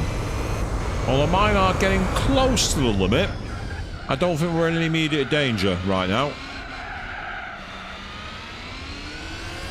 Besides, it's on the final lap, there's nothing I can do. Colapinto's been a fantastic surprise, Joe. I mean, I knew he had decent pace because when I've watched F2. He's done some very good driving in that class, so I'm not surprised. But if you look at him, look at Liam Lawson, look at Oscar Piastri, some of the recent graduates from F2 have been very, very good. Others have not been anywhere near as promising. Isaac Hadjar, for example, has not been that promising in F1 machinery. We saw Zhou Guanyu, he's not been brilliant. Tsunoda's been decent, but ever since you had George Russell and Lando come up, there wasn't much in the obvious way of talent, but that's now changed.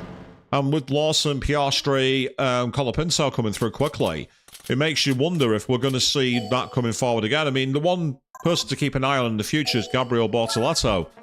Been inconsistent, but when he's been good, he's been absolutely amazing, that Brazilian driver. So don't be surprised if he earns a surprise appearance in F1 at some point. Possibly not next season, but I wouldn't put it past them a season later. I just wanted to get a save down. That's the only reason I did that then. Yep, so we've got... Oh, God, Tsukuba. Oh, Lord. Oh, no. This is going to be torture. Winning this is going to be a nightmare. I'm half tempted to put the soft tyres on and go for a pit stop, but I'm not going to. And we've actually got a very good class of cars. Apart from the Ford GT, they are all big threats. So the only reason I follow F2, to be honest, Joe, is because it's on when it's broadcast as part of the package. So I watch them for that reason. With Gabriel Bortoletto, this year, for instance, in the feature race at Monza, he was last. And thanks to the way the safety car came out, he won from the back. He actually won from the very back row. In the dry. It wasn't raining. Really good performance. He's been like a new arrival and he's really doing well. He's actually in contention to win the title against Isaac Hadjar. Driving for, I think it's Campos he's driving for, but I'm not sure. This is one circuit I don't like driving. Oh, it was a great race. Absolutely amazing. He went on the alternate strategy that made it work, but that's not the point. He made it work. We've got 15 laps of hell.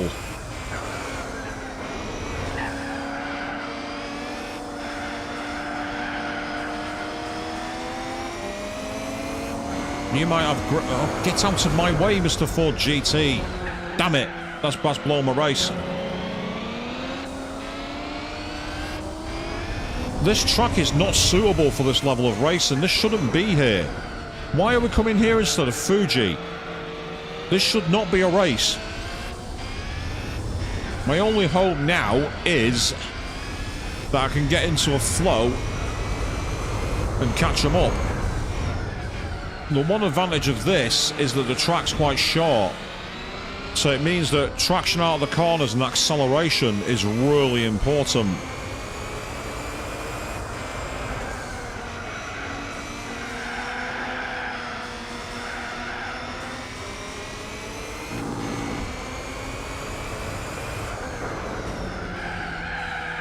I was attempted full send and it hasn't worked. It's annoying. Yeah, this is why you should be able to qualify. I don't understand why you can only qualify in championship races. You should be able to qualify. I hate these chase the rabbit races. It's artificial difficulty. That's artificial difficulty. Fuck off. There's some artificial difficulty for you. Sod off. If you're not going to play fair, I'm not going to play fair.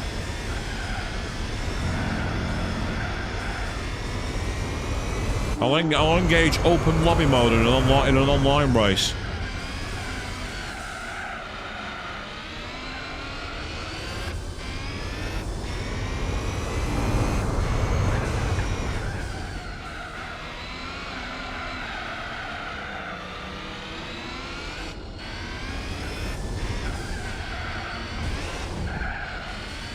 That was not a good corner. That was poor driving.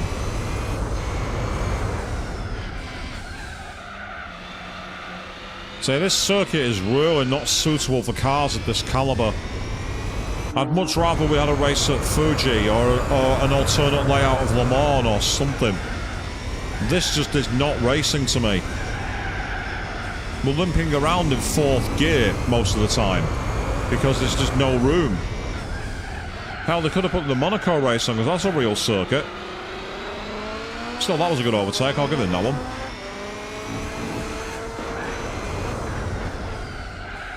That's too deep. He's going to cut back. Still, if the form book is right, they're going to need to pit. That's going to be the difference maker. Around about lap 9, maybe? Maybe lap 8?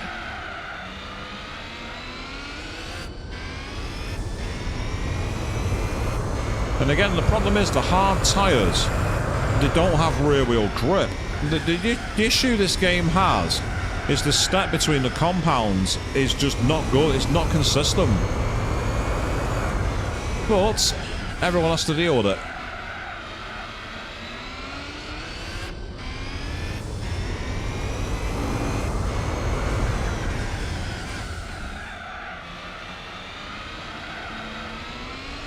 And if the Minolta gets into a battle with the Pescarolo Judd, that gives me a chance.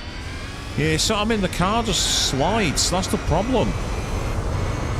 It doesn't feel like a true racing car when it does this. The grip's just not there.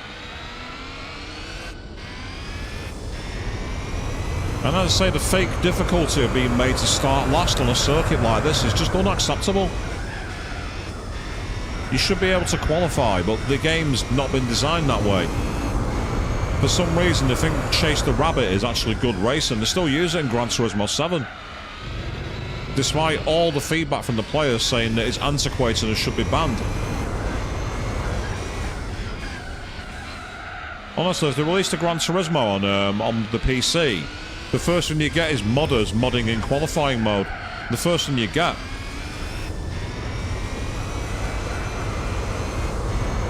Plus hacking cars to have like 10,000 horsepower and everything else. You know what mods are like.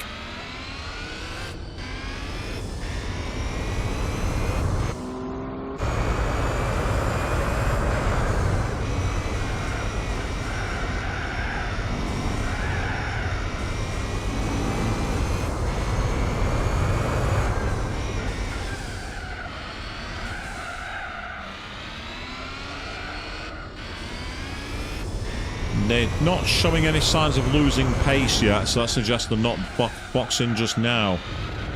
We saw at Motegi how much their pace dropped off, and I'm not seeing any signs of that at the moment.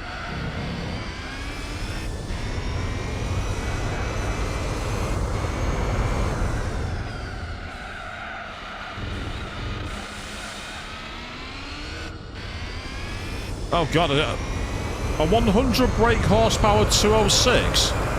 How high in the stratosphere did that go when you wheelied off the line? Because there's no way it'd plant that power.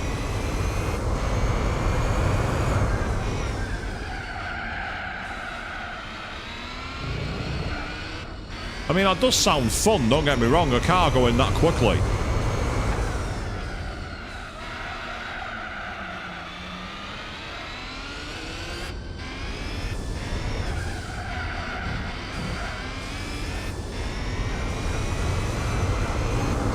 Now I feel like I'm getting grip. All of a sudden, it's like the tyres have suddenly come alive. As they've worn down, which makes no sense. You'd slide more when the tyres are older. But for some reason, they seem to be grippier now that I've got... It's almost like they've had a blistering phase, which is strange. Yeah, so I've just gone like a second quicker. Doesn't make sense.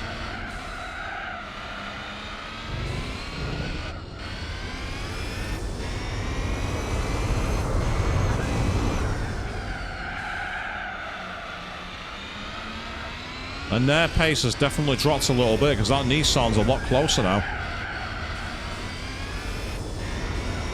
It's not close, but it's a lot closer.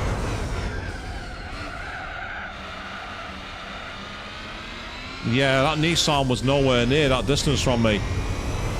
The game's sound was stopping you. Oh, wow. That's an interesting way to stop cars cheating.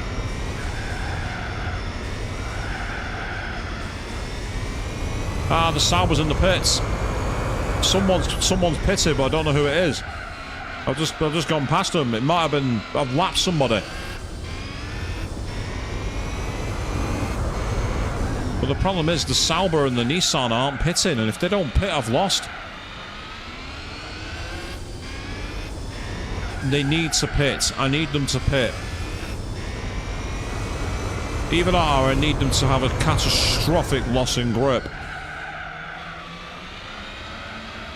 Because that Nissan is a lot closer to me now.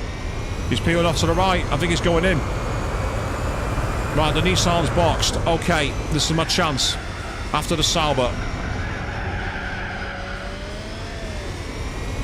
Who I think might also be in the pits. Indeed he is. There we go.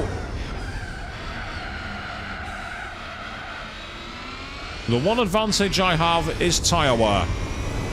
That's the one advantage I have. It's not a big advantage, but it'll do. On a track like this, I'll take any advantage I can get. We've now got the Pescarolo Judd behind me, so I've got to be careful that he doesn't nip my tails.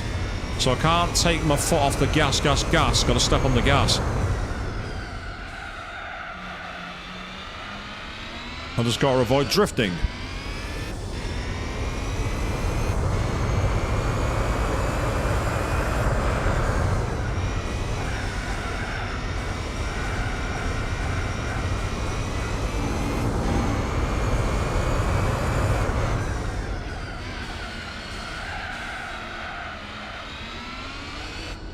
I've got an 8-second lead or so over the Pescarolo. That gives me a chance now to basically get anywhere between 49s and 50s. I might just keep the lead. Ideally, I want to set another 48. If I can do that, I've probably got enough distance in the bank, but I've got to be careful.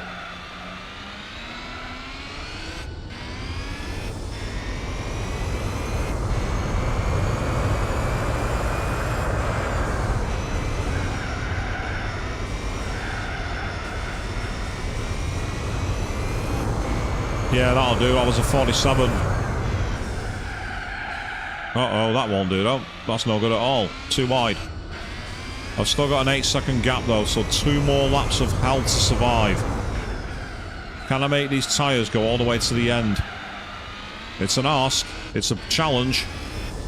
I've got mediums on the front and hards on the rear. That's why my grip is probably a little less consistent for that reason. I've got decent turn in, but poor drag out. That gap's definitely come down between me and the Pescarolo. I'm sure of it.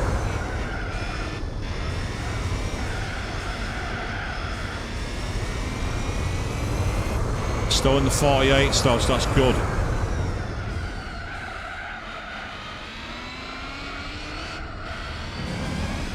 No, the gap's increased. Because the Pescarolo's gone into the pits. Are you kidding me? The Pescarolo's boxed on the final lap.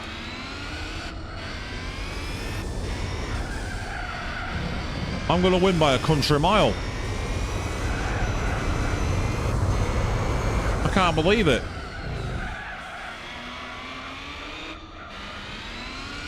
As you say, yeah, typical AI moment.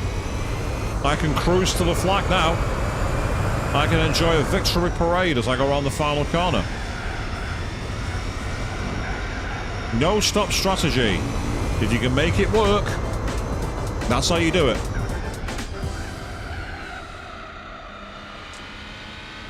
That was a tough race, that. We had to work really hard. That initial early laps with the Minolta and everything else was a real pain. Because it's such a short circuit. And it's very difficult to pass unless you're the AI for some reason. They're able to come on through. So, yeah. Not the easiest race start, but it was a good race. We got a lot out of it. So, we're making progress. We're almost halfway there. As I say, this is gonna be probably till the end of the stream, this, to be honest, judging by the pace. Races are taking between 10 and 12 minutes, and we've got about another 6 races to go, I think. No, 5 races. We've got 5 races, so we're not going to be far off the end of the stream when we're done with this. Laguna Seca. Right, now we're talking. Now we're talking.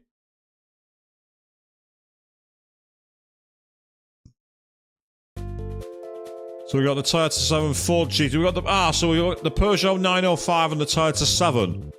But the rest are less of a threat. So that's a bit better. We got a 1-point A-Spec race for this. Wow, 1 point? Seriously? 1? Just 1? 10 laps of Laguna Seca. Well, we're not going to do 1 minute laps, so it's going to take more than 10 minutes this race. That much I already do know.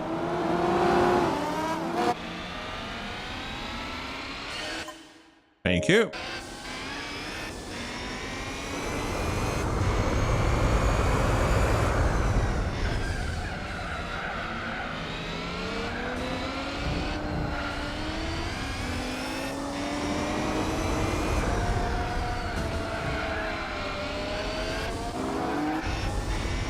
Tried to ram me off the circuit, the bugger.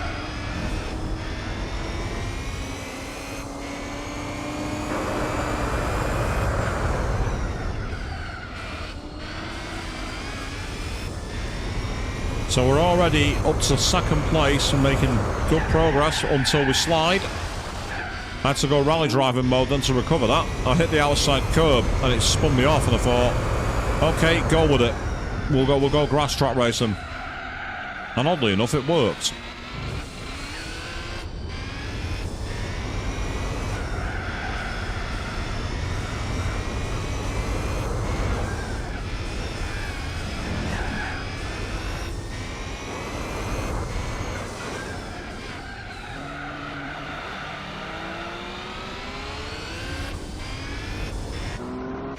And by the end of lap 1, we are in the lead.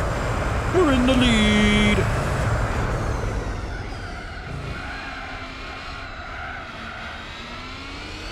So now the big question is how much can we pull away?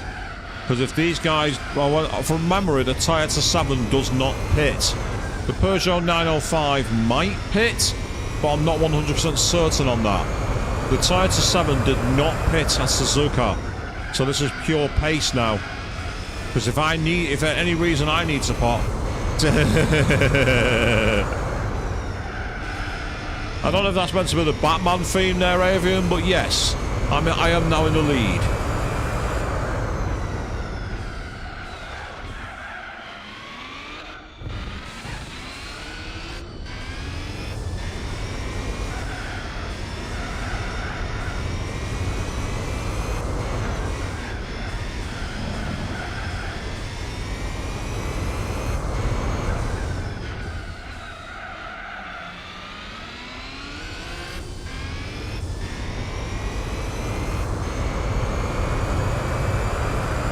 One minute 13 seconds, not bad.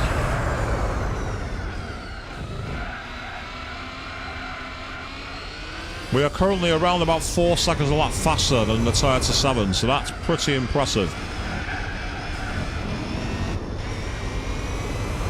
But it's not over yet.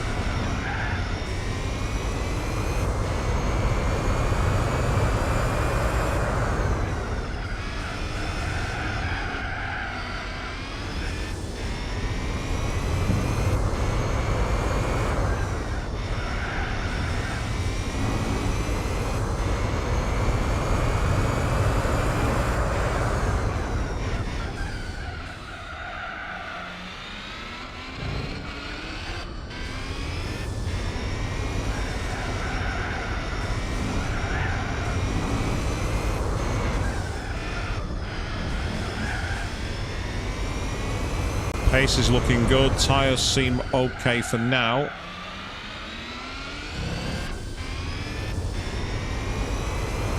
And how fast is our time? 1 minute 12. Okay.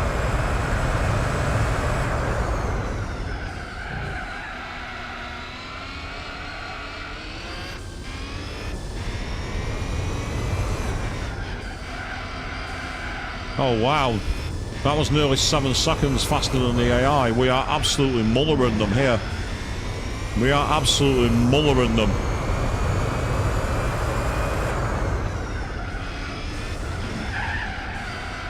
Oh, no, now we're off. We're losing time.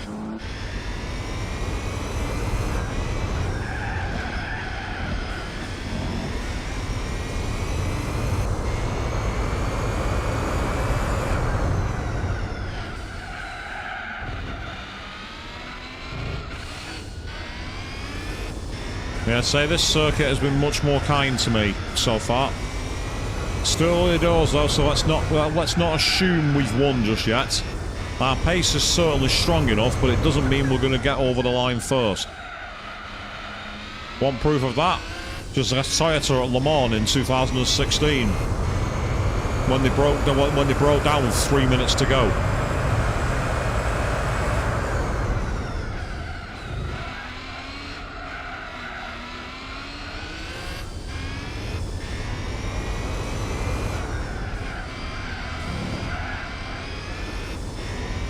Yeah, we lost a lot of time, then we only gained a couple of seconds, and we should have gained a lot more. That's because I went off here.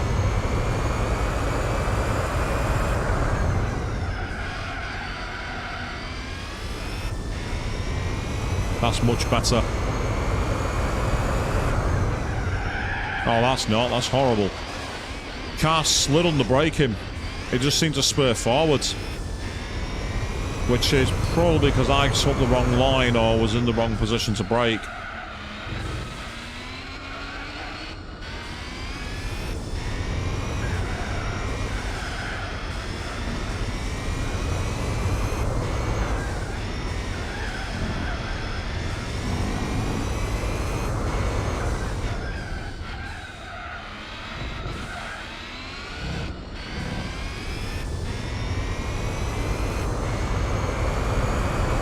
Yeah, 1:15, so again, not the best lap time from me. That one, quite disappointed with that.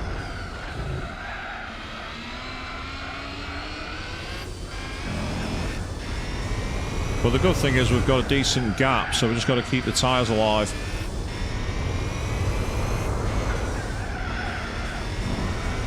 Yeah, another 3 seconds pulled out on the field, so we're way in front.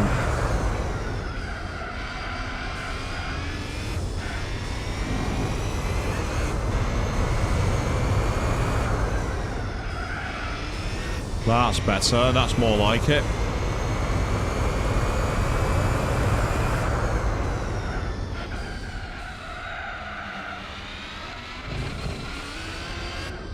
Yep, over the road there, no big deal.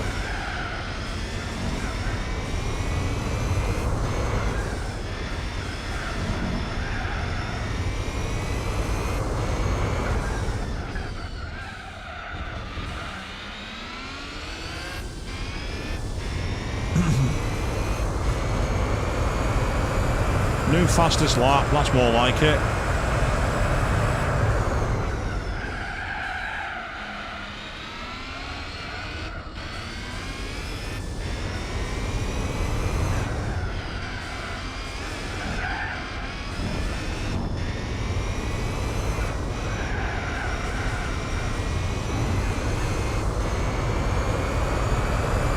Oh yeah, 25 seconds behind now, so we're well clear. We've almost got enough to go into a pit stop if we need to. I'm not planning to, but we have the option in case we need to. I'm actually surprised the Toyota 7 is still ahead of the Peugeot 905 though. That I am surprised at. I'd have expected the Peugeot to monster it by now. Yes, Peugeot, the last winners of the World Sports Car Championship before it folded. In one of the dampest squibs in the world. An 8-car race at Manicourt, with most of the employees being from Peugeot busting to make a crowd for it.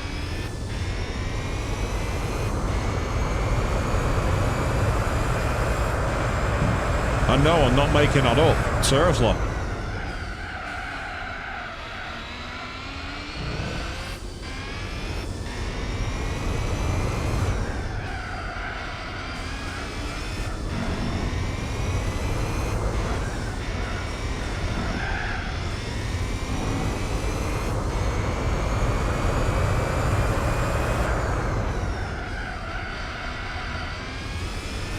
.30 seconds in front, nice.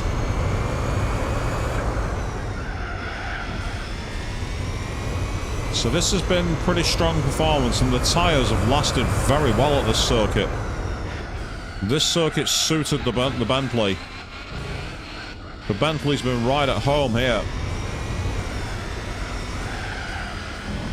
Oh, what the hell? Where'd that Gillette go? What are you doing? What kind of racing line was that?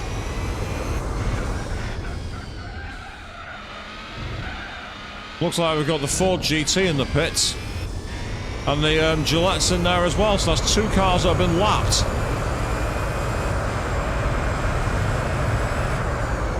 Yeah, exactly. Well, you tell me, Joe. God knows where that line was. There was absolutely nowhere near it.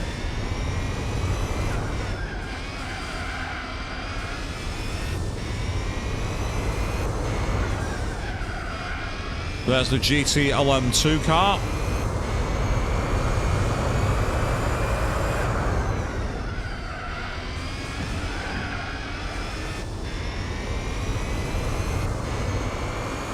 Oh, I did not want to catch him there.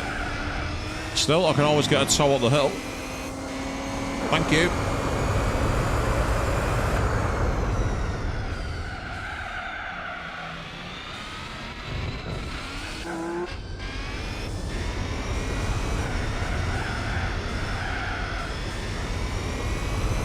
Oh god, yeah, GT2, the AI could not take the corkscrew at all. There's meme videos of like 5 cars spinning through it. It's no matter what the car is, whether it's a Dodge Viper, whether it's a Le Mans prototype, they all seem to just absolutely screw it up all the time. I've seen loads of videos and you're just like, bruh, what? You're just like, bruh.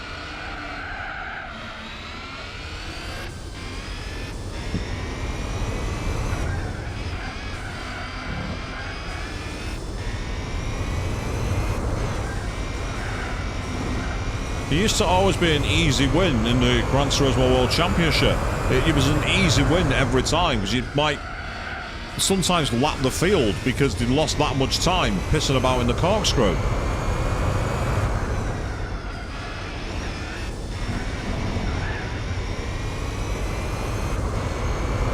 I mean, it is an amazing elevation change, the corkscrew. It is one of the craziest corners in history. A totally blind downhill chicane. It's just absolutely mesmerising. The only thing that kind of comes close to it is at the top of Bathurst. There's a similar chicane, but I don't know what it's called. I don't know. It might even actually have the same name actually. But you go off the top of the mountain and you do a chicane down it, and that is brutal to look at. But there we go, in the bag. Totally unchallenged. After we got past the first lap traffic, we were on easy street, and there's the Peugeot 905. It almost had the ignominy being locked. That's how much quicker we were. The Bentley was far too strong for you. Yeah, that's right. Yeah, you touch a wall there, your history. Absolutely. Yeah. I mean, the fact that the Aussies send, like, you know, V8 loose touring cars down it is insane. But then again, this is Australia. Like, there are times where you wonder if that kind of thing's a pastime for fun down there. They do some crazy stuff with their tracks because it's just in the blood. We're going to Infineon. That's where we're going next. So then we got Infineon, Fuji, Le Savre, the Circuit Le Savre Le Mans, and then finally the Nordschleife. Car-wise, I got the GT1, the R89, and that's it really. They're the only 2 cars of threat here. Oh yeah, it is a unique challenge. It's very, very different to almost any other circuit. It's fantastic.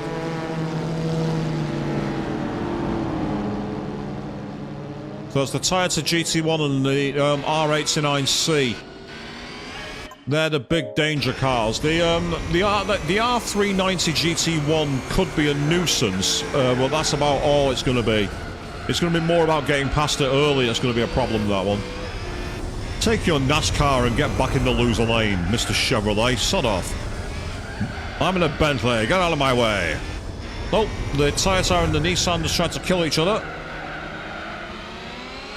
The Toyota and the Nissan wanted to have a crash, and I'm like, okay, go right ahead, because I'm going to go around the outside here.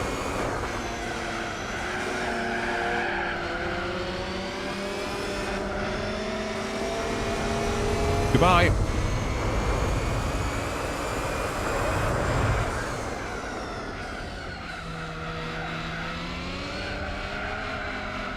So we have 9 laps of Infineon.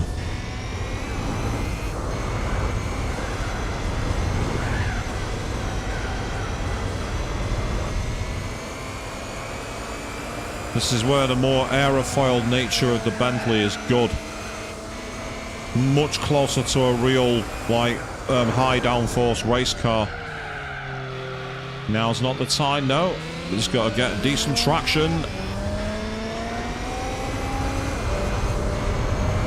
And then we're through.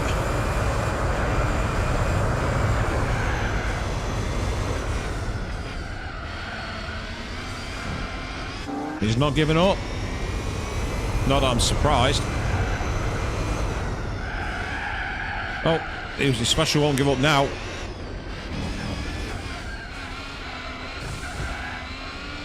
Strangely, I somehow managed to pull away then, despite the fact that I wasn't going anywhere near quick enough. I wonder why. I'm not complaining, I'm just curious.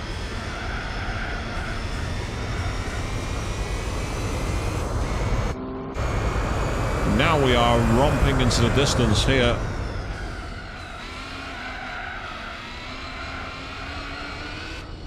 This back end of the circuit is definitely going to suit the Bentley. Because the Bentley seems to be much more aerofoiled than the 80s cars. You can see there I'm taking that course section way faster.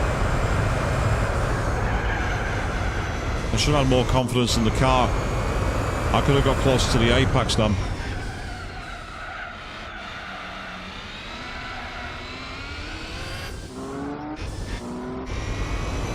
Right, let's see how much quicker I am.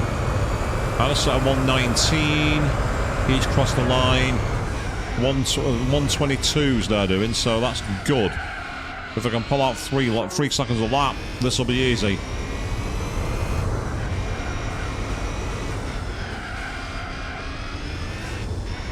I think both the R89 and the Toyota GT1 could be an anomaly. That might stay out, but it's that far behind now. I don't think it's going to be much of a threat. It's the Nissan R89 that I've got to watch out for.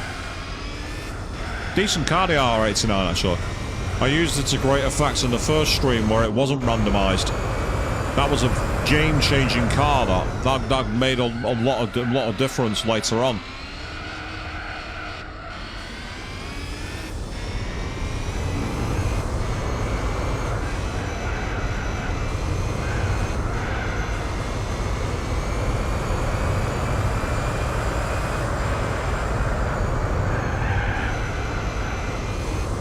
Yeah, once again, it just has that mid-corner wiggle. That was me accidentally hitting L1 instead of L2. That's the reason why I went straight on there and was looking backwards. I pressed the wrong button.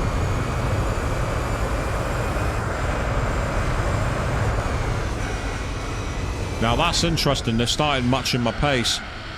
That's interesting. But I'm in front, so that's not a bad thing, because if I'm in front and I'm not burning my tyres out, I've got a chance to just take it easy, and if they box, I've then got some light pace to use.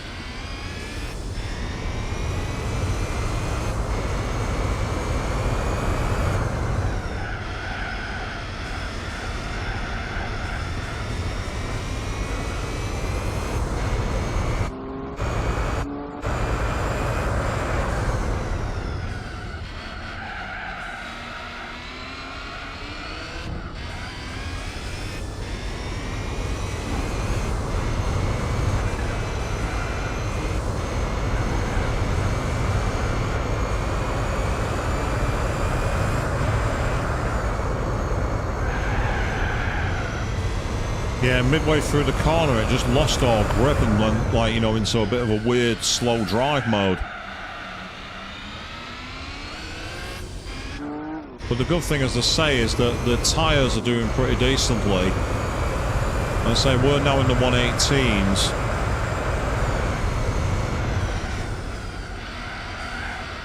I get the feeling they're in the 19s and 20s. Oh, that's not going to help. That's the issue. I got halfway through the corner, I lost all grip. These hard tyres seem to lock up for no reason, and I don't know why. It's like the car just starts sliding. That's cost me so much time and ruined my race. Through arbitrary loss of grip. And I don't know why it's done it.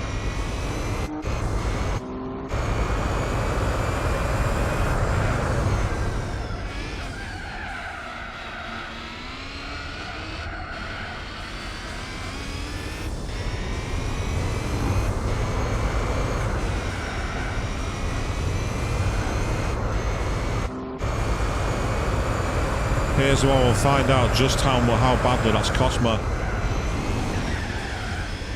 Well, that's not going to help either.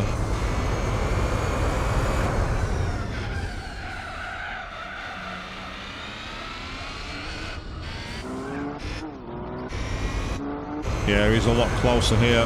This has been a very slow lap. Yeah, I'm still 3 seconds in front. Once again, losing grip for no reason. Why is the car spearing left by itself? It's really annoying.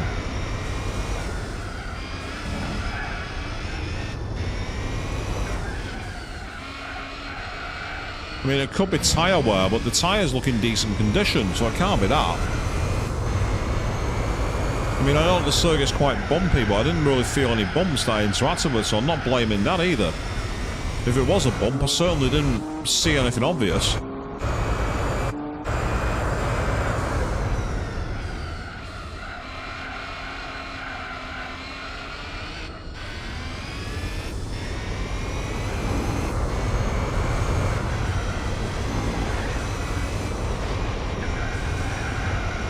Evidently, it doesn't like riding over the bumps and over the curbs because it really bottomed out and lost all grip then. So that's something to watch out for. I think it's if you get like in the middle of the car on the bump rather than the 2 tyres on the edge. I think that's the key. That's still a much faster lap.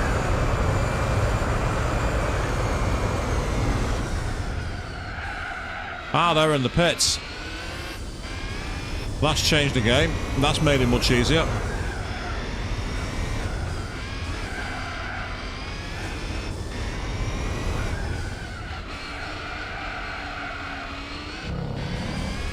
I think the big difference is that they're not using the hard tyres. And because of that, they're setting much faster pace, but they're having to box. Whereas I'm obviously setting pretty damn good pace, but I'm not having to stop because the tyres are holding up. Kind of similar to the story we had in the GT World Championship, that, isn't it? When we had the hard, super hard. And we were often doing races without stopping, whereas the AI was often having to box once, sometimes twice. But it's got us a real chance now of winning this race. We've only got a couple more laps to go. And we're doing pretty solidly.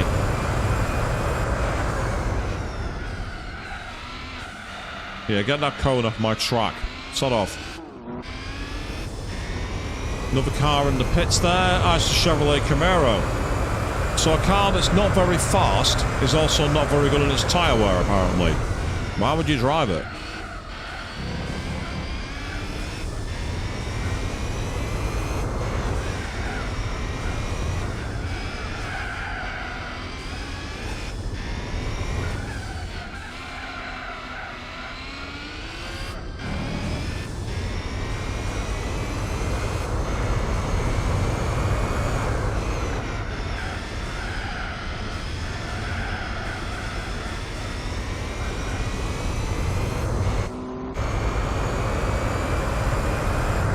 Yeah, the Bentley's good. The Bentley's a very good car. It's certainly holding its own. Say, not bad for a price of winning, like, the, I don't know, the Lotus Championship or something random like that I got it from. Pretty good for a prize car. I'll give it that much.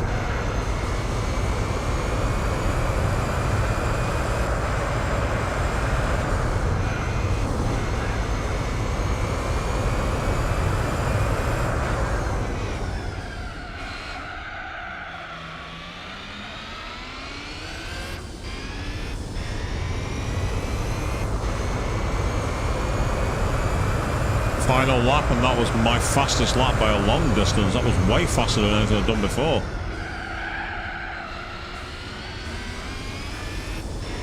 This one won't be because I've got traffic to lap, and traffic never gets out of the way in this game. Right, traffic very, very bad.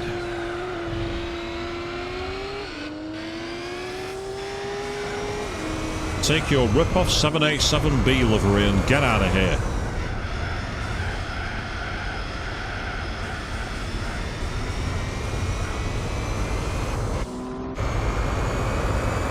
Yeah, that poor RX-7 had no chance, did it?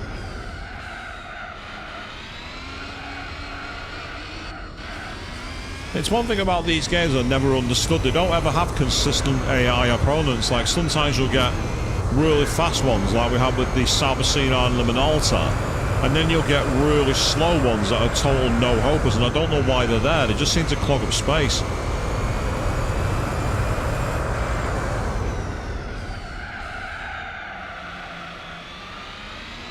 Well, that car's going to be spared the ignominy of being lapped, which is probably good for it. That was the R390 Nissan GT1.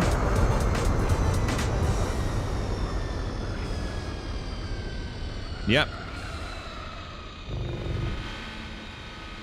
Well, that's Chevrolet Camaro as well. Look at that. Look how far behind that one finished. It's like they were trying to simulate multi-class racing.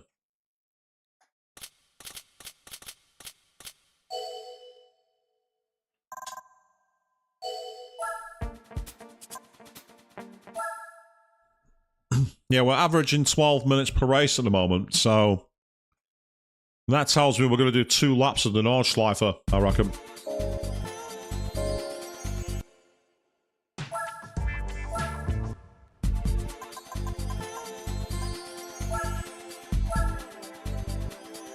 We've got 3 more races. Next one is Fuji. Is it the 2005 layout? I'm assuming it will be.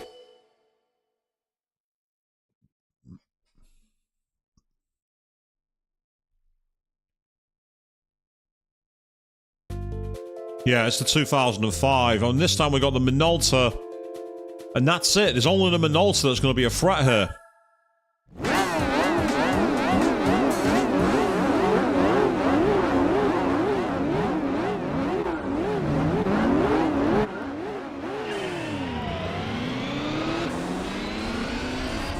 What's a difference a grid start makes?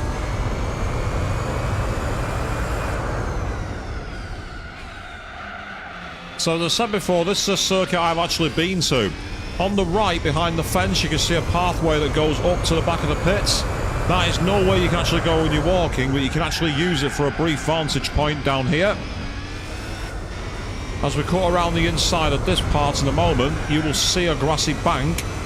That is where there's actually benches built into it, right here in the hairpin. That's where I sat watching a duel between the Porsche and the Audi when I was here in 2014, when I went to watch the World Endurance Championship.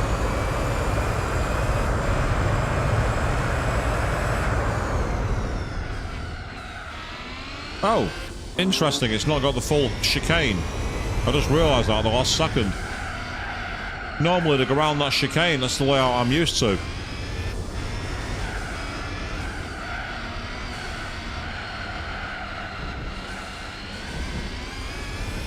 Now this is a circuit I would actually love to see return to F1. I would actually love to see it come back. I think with the modern regulations and the higher torque, with this long straight as well, I reckon you'd have some cracking racing here. 8 laps of this place, we're already at top speed and we're going to need to brake a little earlier than usual here, because it is a downhill braking point.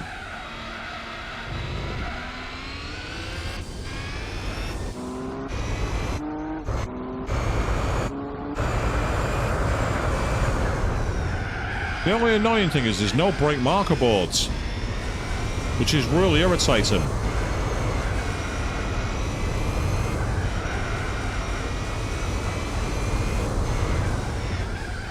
I don't know why there's no brake marker boards, because there is on the 90s and 80s layout. But for whatever reason, for this one, there's no brake marker boards. Which makes dick all sense, to be honest.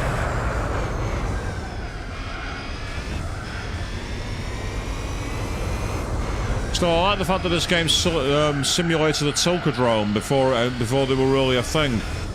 How many runoffs do you need? Yes. The only good thing is half the runoffs have got grass between that and the asphalt, which is actually not a bad way of punishing people for going offline, but allowing them to catch it without crashing and retiring. It's not a bad intermission point, to say the least.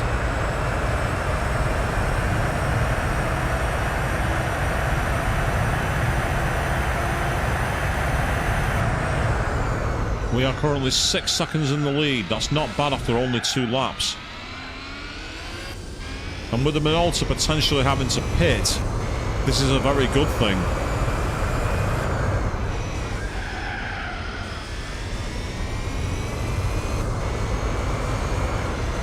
Yeah, switching from the GT1 to this was very, very good as an idea. I mean, I did actually see a video thumbnail, a video turn up on my recommended list the other day, but I've not watched it yet. Which was, can you beat Gran Turismo 4 with only road legal cars? I mean, I don't really know how you'd win the Formula Gran Turismo World Championship, for example, using that. I'm not sure how you managed to win that tournament. Because even if you have, like, racing tyres and, like, a car with nearly 1,000 horsepower, you're going to struggle to have the weight distribution and the acceleration.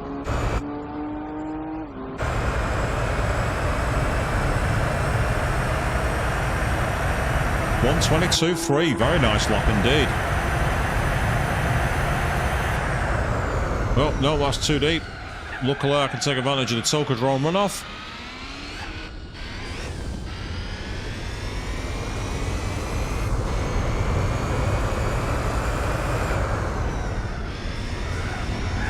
Just so long as I don't do another Bottas bowling, I'll do it. If you know, you know.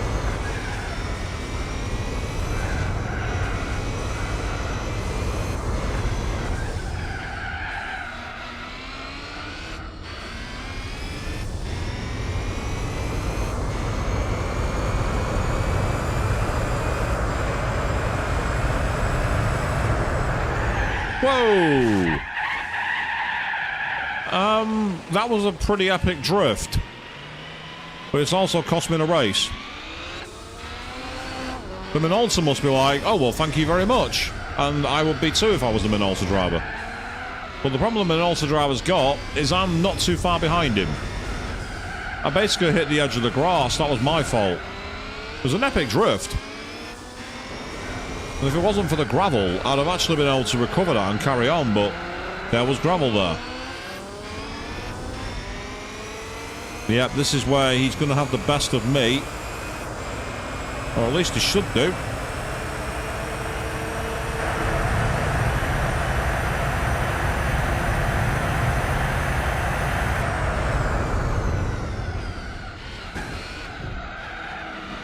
Did he just hit me? I think he did. I think he just smacked me up the arse.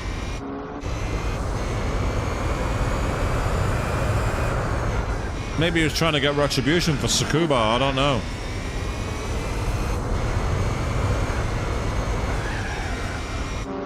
Now we actually have a race all of a sudden.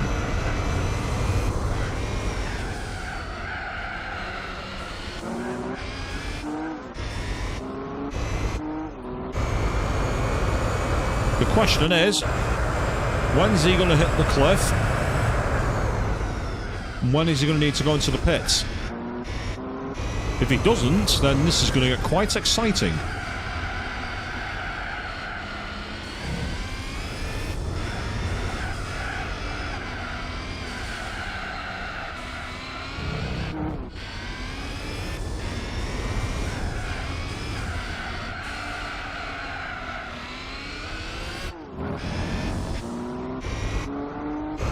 Although he seems to have suddenly dropped off the pace dramatically. I think he's going into the pits. Yeah, he is. He's gone into the pits.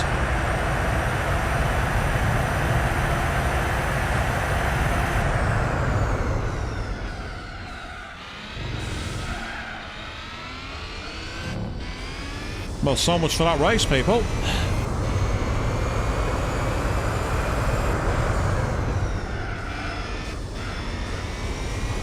So you think that have the intelligence to put the hard tyres on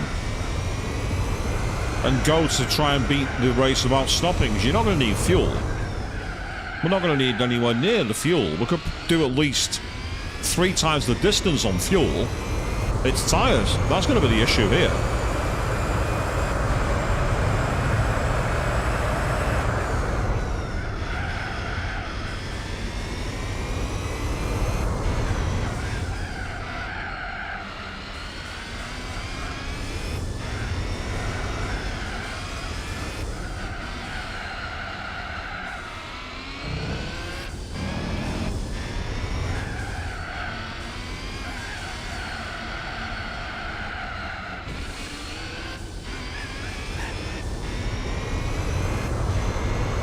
That's not quite in the spirit of the rules, but there's no penalty for doing it.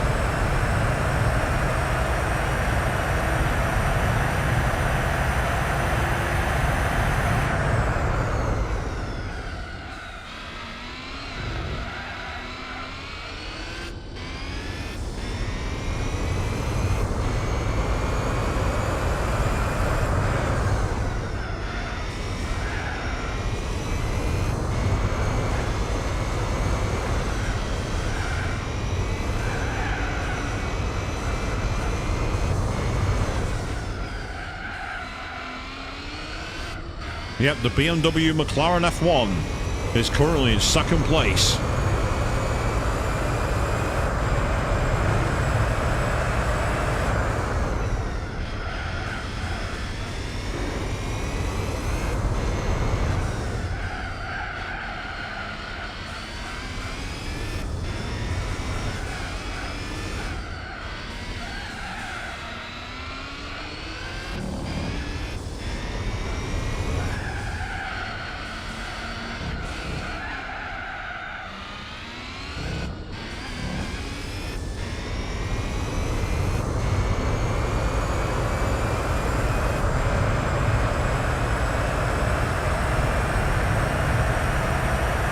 Yay, 122.5. Excellent.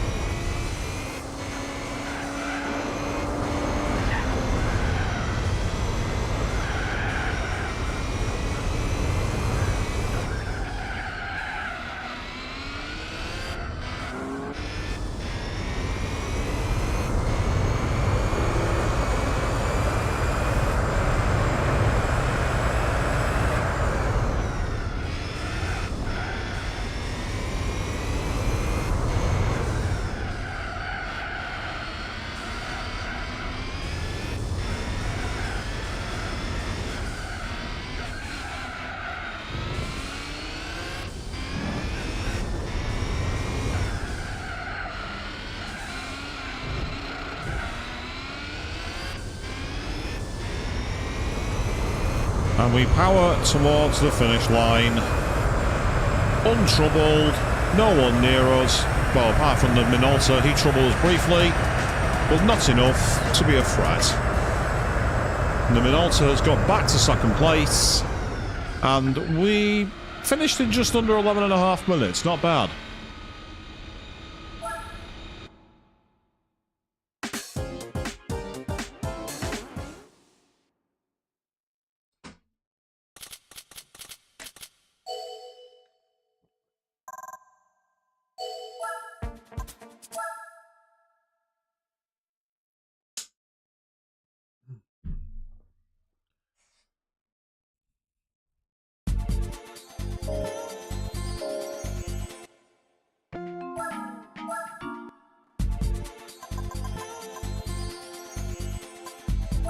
So we now have 2 more races.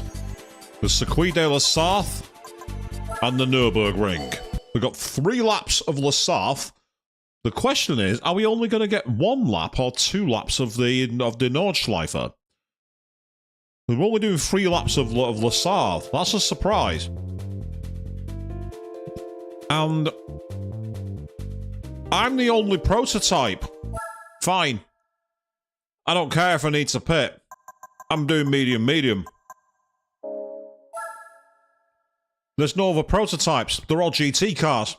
I'm going to thrash them. I'm going to absolutely... Oh, there's 1 prototype, actually. The BMW LMR. Just noticed it. I thought that was 2 McLaren F1 GTRs. I just noticed it at the last second.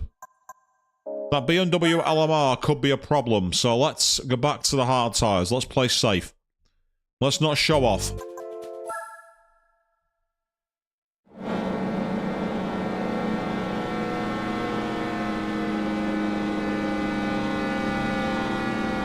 Yes, the winner in 1999. That's right, BMW LMR. It's in third place at the moment. It won't be there for much longer because it's got the two Fords ahead of it, so it should easily muller them. Whereas I have to sneak along last in my Bentley Speed 8.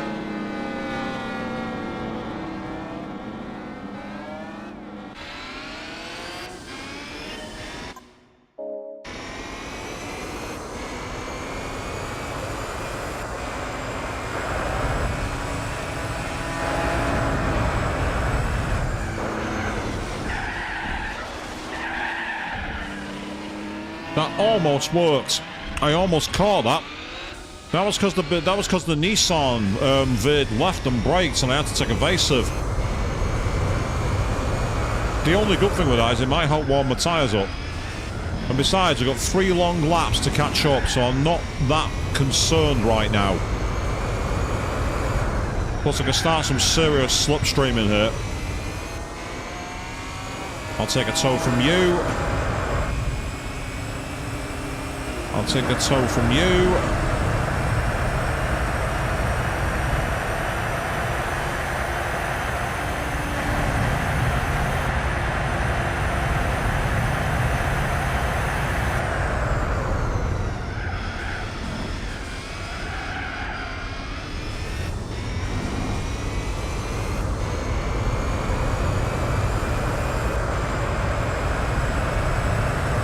Yes, this is a real Le Mans battle now, people.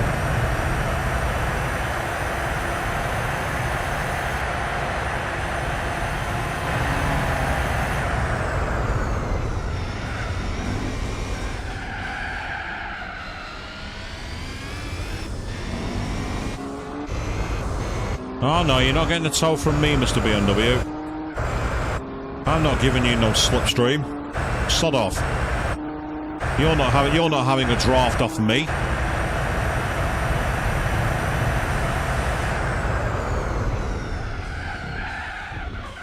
Ooh, slightly outbrake myself then. Only very slightly, but it was enough to break my momentum. I'll go defensive here for a second. Yep, that's fine.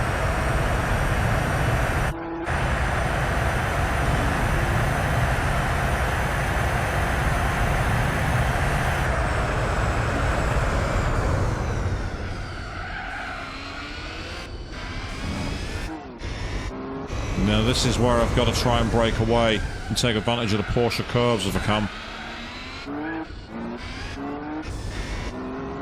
This is quite exciting.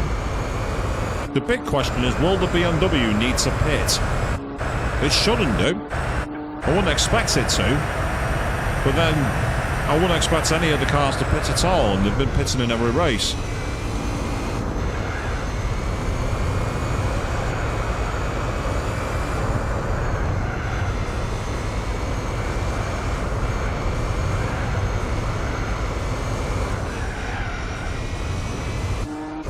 Yeah, he's kept up through the Porsche, which is a welcome surprise, to be honest. Got a bit too greedy on the brakes then. But that's where I have a much better drive through the Ford chicane.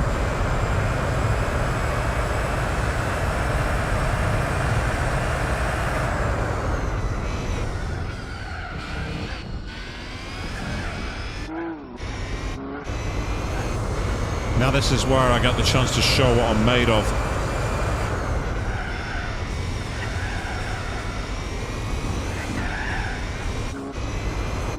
A little bit of dust, but we're clear. Round Tête Rouge.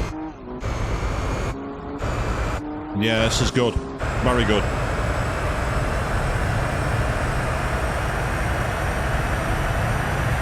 We're not in any danger of lapping anyone here. There's no way we're going to open an 8-mile gap. That's just not going to happen.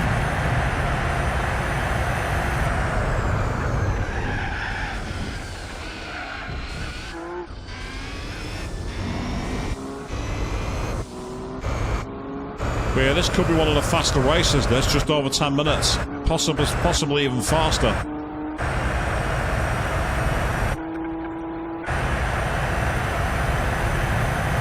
I feel like I'm back in the S license test trying to get that gold at Le Mans in a 3:19, I think it was. It was something like that anyway.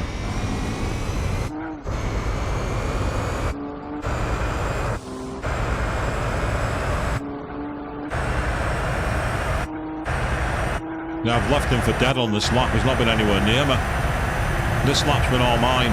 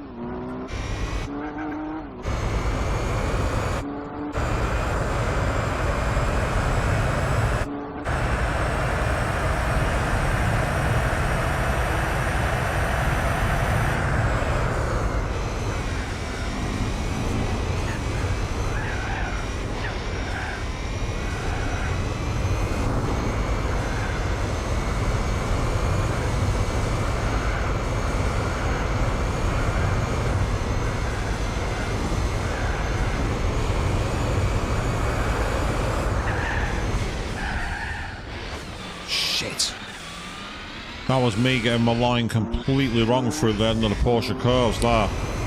That was nothing to do with the car, that was all on me. I'm disappointed with myself for that, that was poor. That was very sloppy driving.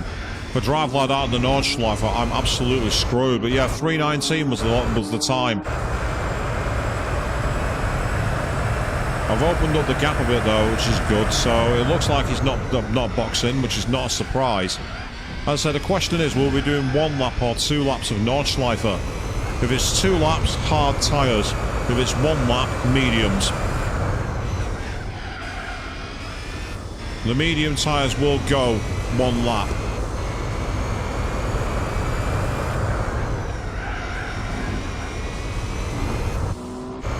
To be honest, the medium tyres would have survived this race. I could have gone medium, and I wouldn't have had much of a problem. But I'm that far in front now, I don't think it's going to matter.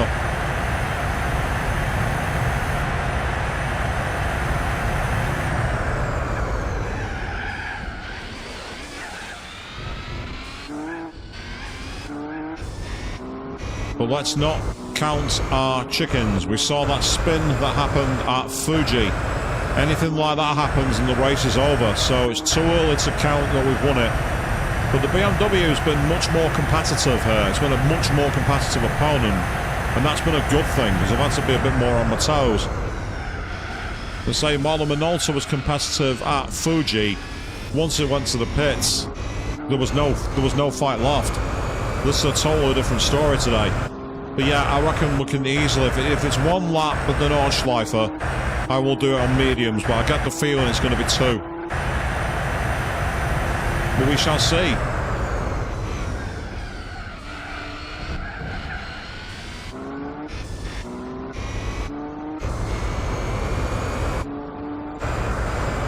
Considering that we did the lap of the gold license test in 7 minutes 4 seconds from a dead stop in the Mercedes touring car, I imagine that in a Le Mans car like this it'd be 6 minutes, so that would fit for a 2-lap race for 12 minutes. That's why I think it's going to be 2 laps and not 1. The form book backs it up.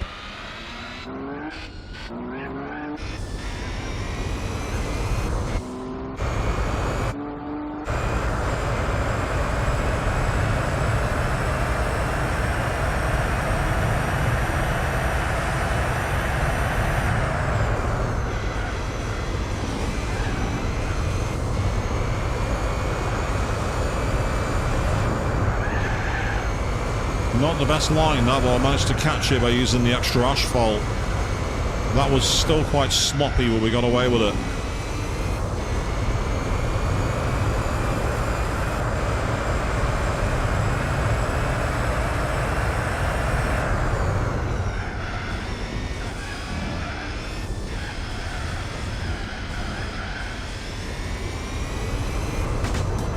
3:13.8.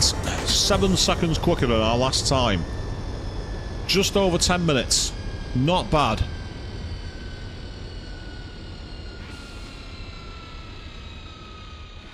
And he finished 14 seconds behind, which is pretty impressive, actually. On a lap that's more than 3 minutes long, 5 seconds off is not bad at all. If that were an actual Le Mans race, that could be a potential race-winning strategy by running a few seconds a lap slower, but saving a pit stop. Especially if you could triple or quadruple stint your tyres. So we got the one final race, which is going to be, fittingly enough, in terms of a climax to a stream at the Nürburgring. And I'm right, it's 2 laps. I didn't think it was going to be just the one. So we are using the hard tyres on the rear here. We are not taking any chances. Car opponents-wise, well, we've got the big guns. Aside from the Gillette Vertigo, they're all legends. The Peugeot 905, the Nissan R89, the Jag XJR9, and the BMW V12. We've got all the big guns out for us here. This is going to be a much trickier challenge. 2 laps of the Widowmaker, the Green Hell, the Nürburgring Nordschleife.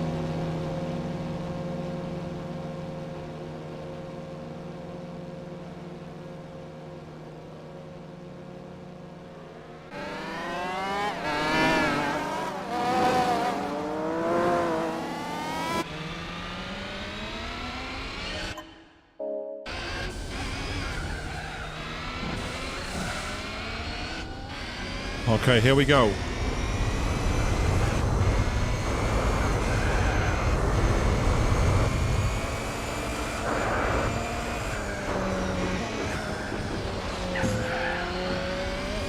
It's one of the deadliest racetracks in the world.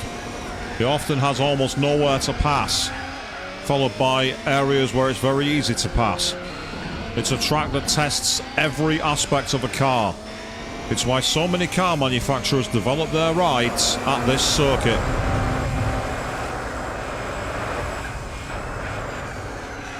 Oh, you absolute cock!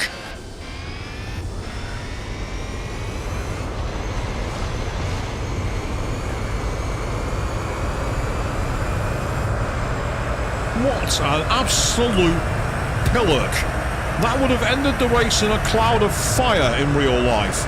That would have been an absolutely horrific accident. I don't know what he did to end up there, but wow. We would have become a 3-foot cube with that crash. That would have been the mother and father of all accidents.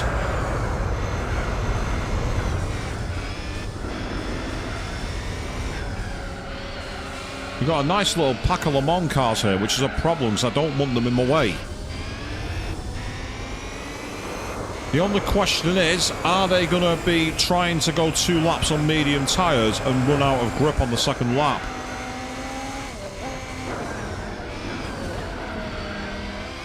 Oh, that was a fantastic place to pass.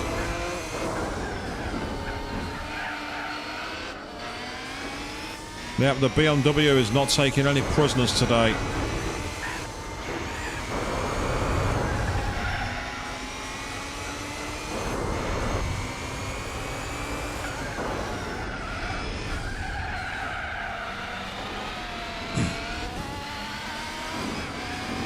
Get out of my way. Sod off.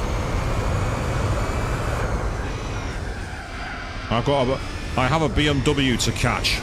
I'm not letting the Germans win at the Nordschleife. That is not happening.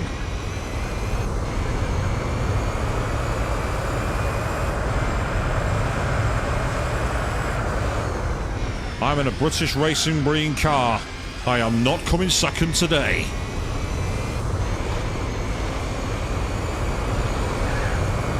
No, because if I carry on driving like that, I'm coming 3rd, 4th or 5th. What the hell was that? Like the mist has dropped.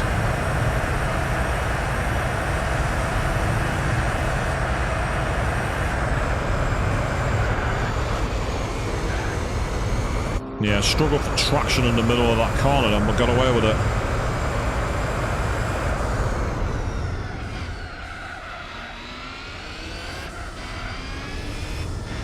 Here we come. The carousel is coming, people. The carousel.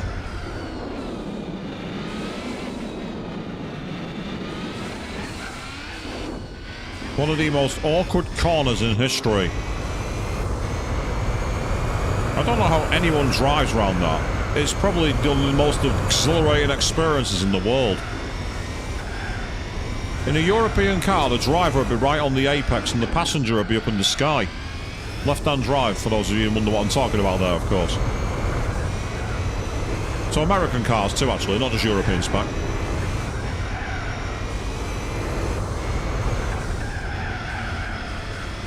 It's the BMW might have the lead for now, but I've got the bit between my teeth.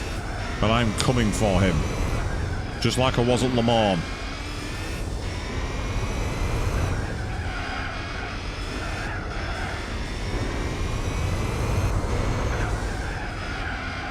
And of course, I'd have probably caught on to it now if it wasn't for that Gillette Vertigo coming that crash and slamming right back across my racing line.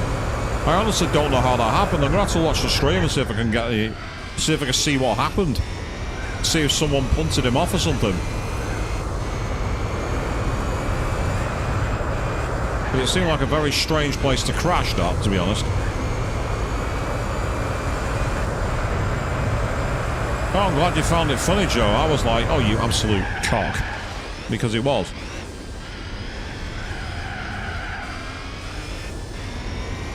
Right, this is where my car's at a bit of a disadvantage. And I've still not been able to close the gap by much, which is really concerning. I should have been reeling him in, but I don't... The problem is I don't know if I have been reeling him in. That's the issue. Well, if you're still laughing, you enjoyed a laugh. But yeah, look at that. I've got all the other cars right up behind me. This is a massive problem. Because I'm going to top out earlier than they will, more than likely. More than likely being the key, but strangely, I'm actually reeling in the Beamer. That's a surprise. I'm very surprised by that. I am very surprised that my top speed was better than theirs. That's a shock. I am shocked by that.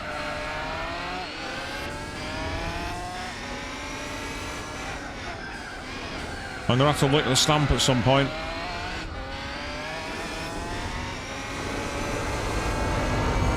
Ah, I caught you napping. You didn't see that coming, did you? You didn't see that racing line. No one takes the inside line there. No one but me.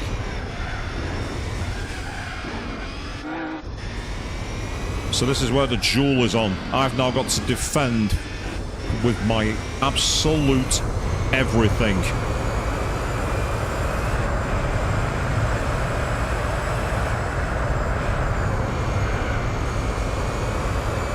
Oh, much better. Much faster than the last lap. So I've not got a car to T-bone as I'm halfway through it.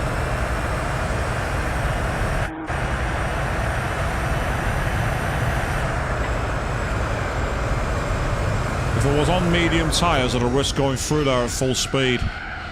But I'm on hards, so I'm not going to. I'm not risking it.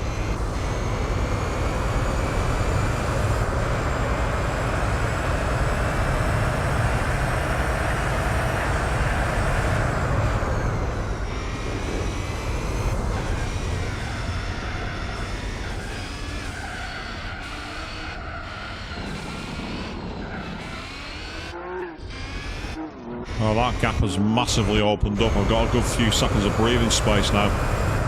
But this is such a long circuit, I can't let go. I have to maintain 100% or 110%.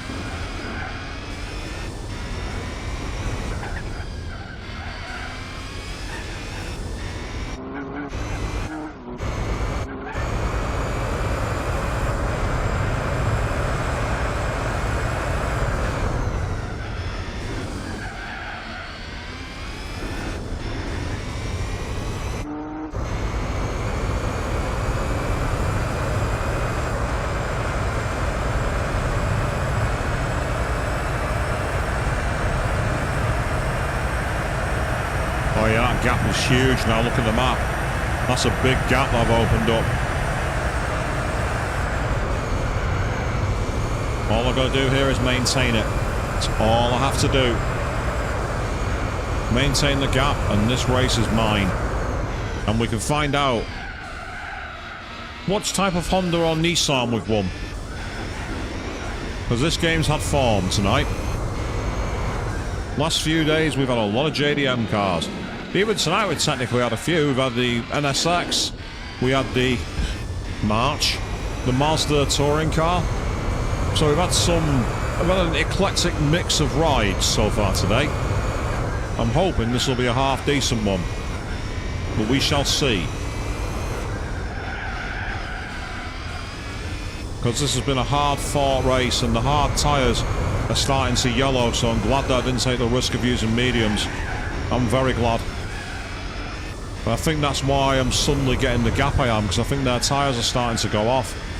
Because he's suddenly being caught by the cars that are behind me. So I think this race is mine to lose. In which case, I've got to keep my cool, navigate the back half of the Nordschleife, and then we're done.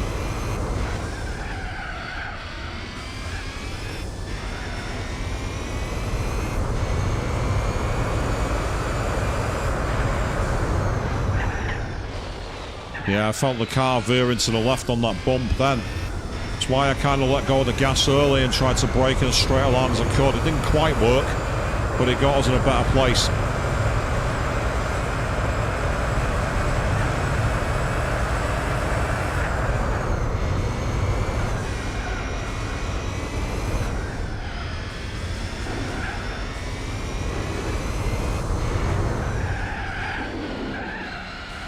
Yeah, we're getting a bit of the old drift on here. We're getting a bit of tail slip, which isn't much fun to drive with.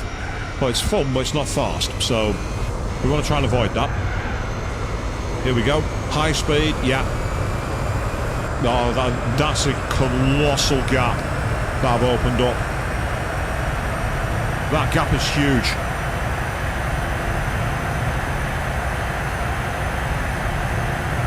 I might even be more than the full straight ahead, and if that's the case, I'm going to be well in the lead. Yeah.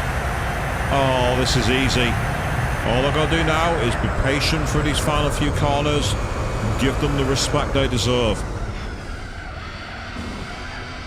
We're not chasing records here, we're not trying to set lap times, we just want to get to the checkered flag.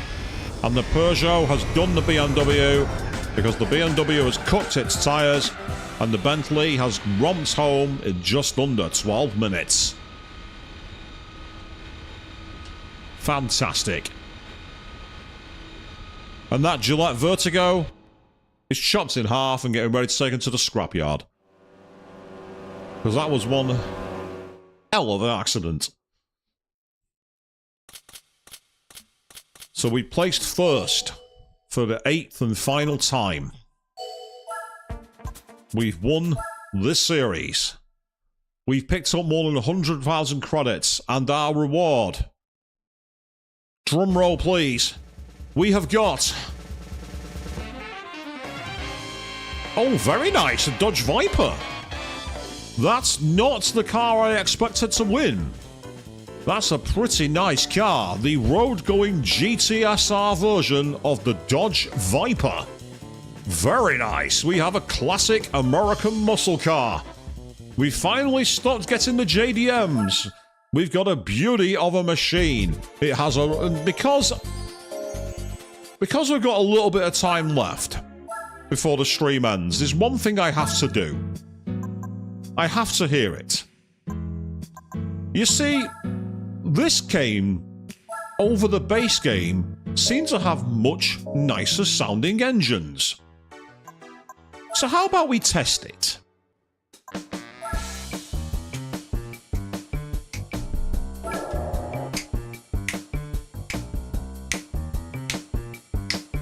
So jazzy.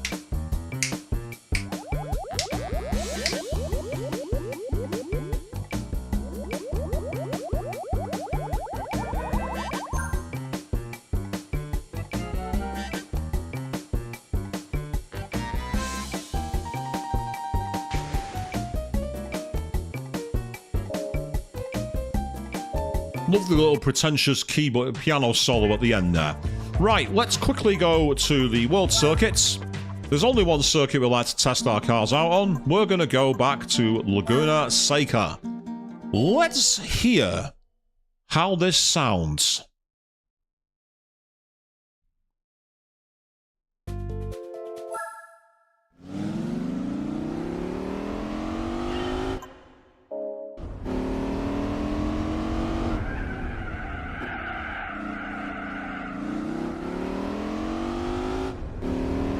Oh, listen to that throaty engine.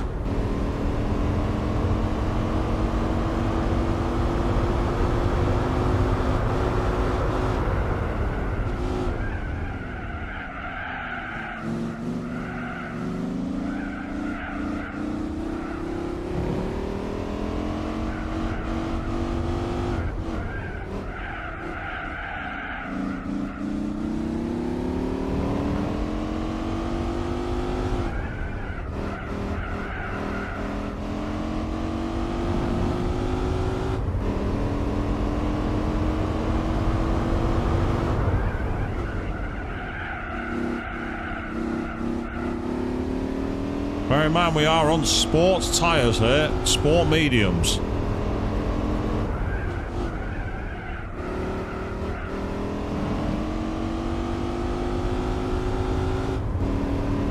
We're going to see how fast it can lap Laguna Seca.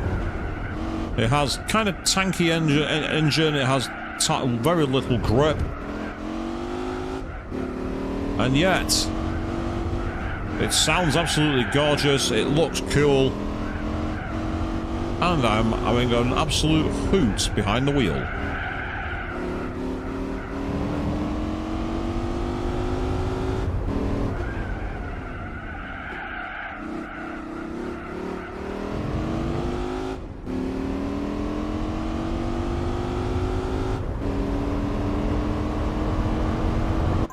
The 1:34.7 was the fastest lap we could achieve in the Dodge Viper GTSR concept. Well, we've had some real rolls on the roulette wheel here. We've had ourselves a couple of touring cars, a couple of JDM cars, a really irritating little shoebox car, and now we have ourselves an American muscle car. Now, the reason I'm coming here is very brief. I just want to quickly check what events they have here. And believe it or not, they do have a Nissan March. So I actually have a reason to use the car. There actually is a tournament for the Nissan March. So winning that car in the license test is actually of use to me after all. And that is one hell of a bombshell for us to finish on. So we're going to be back on Monday evening when we carry on our playthrough of Metaphor Re Fantasio. In the weekend coming up to it, of course, it is the Mexico Grand Prix, and I'm massively looking forward to it. So until then, thank you all very much for watching. And seriously, a Nissan March for all gold? You're taking the piss.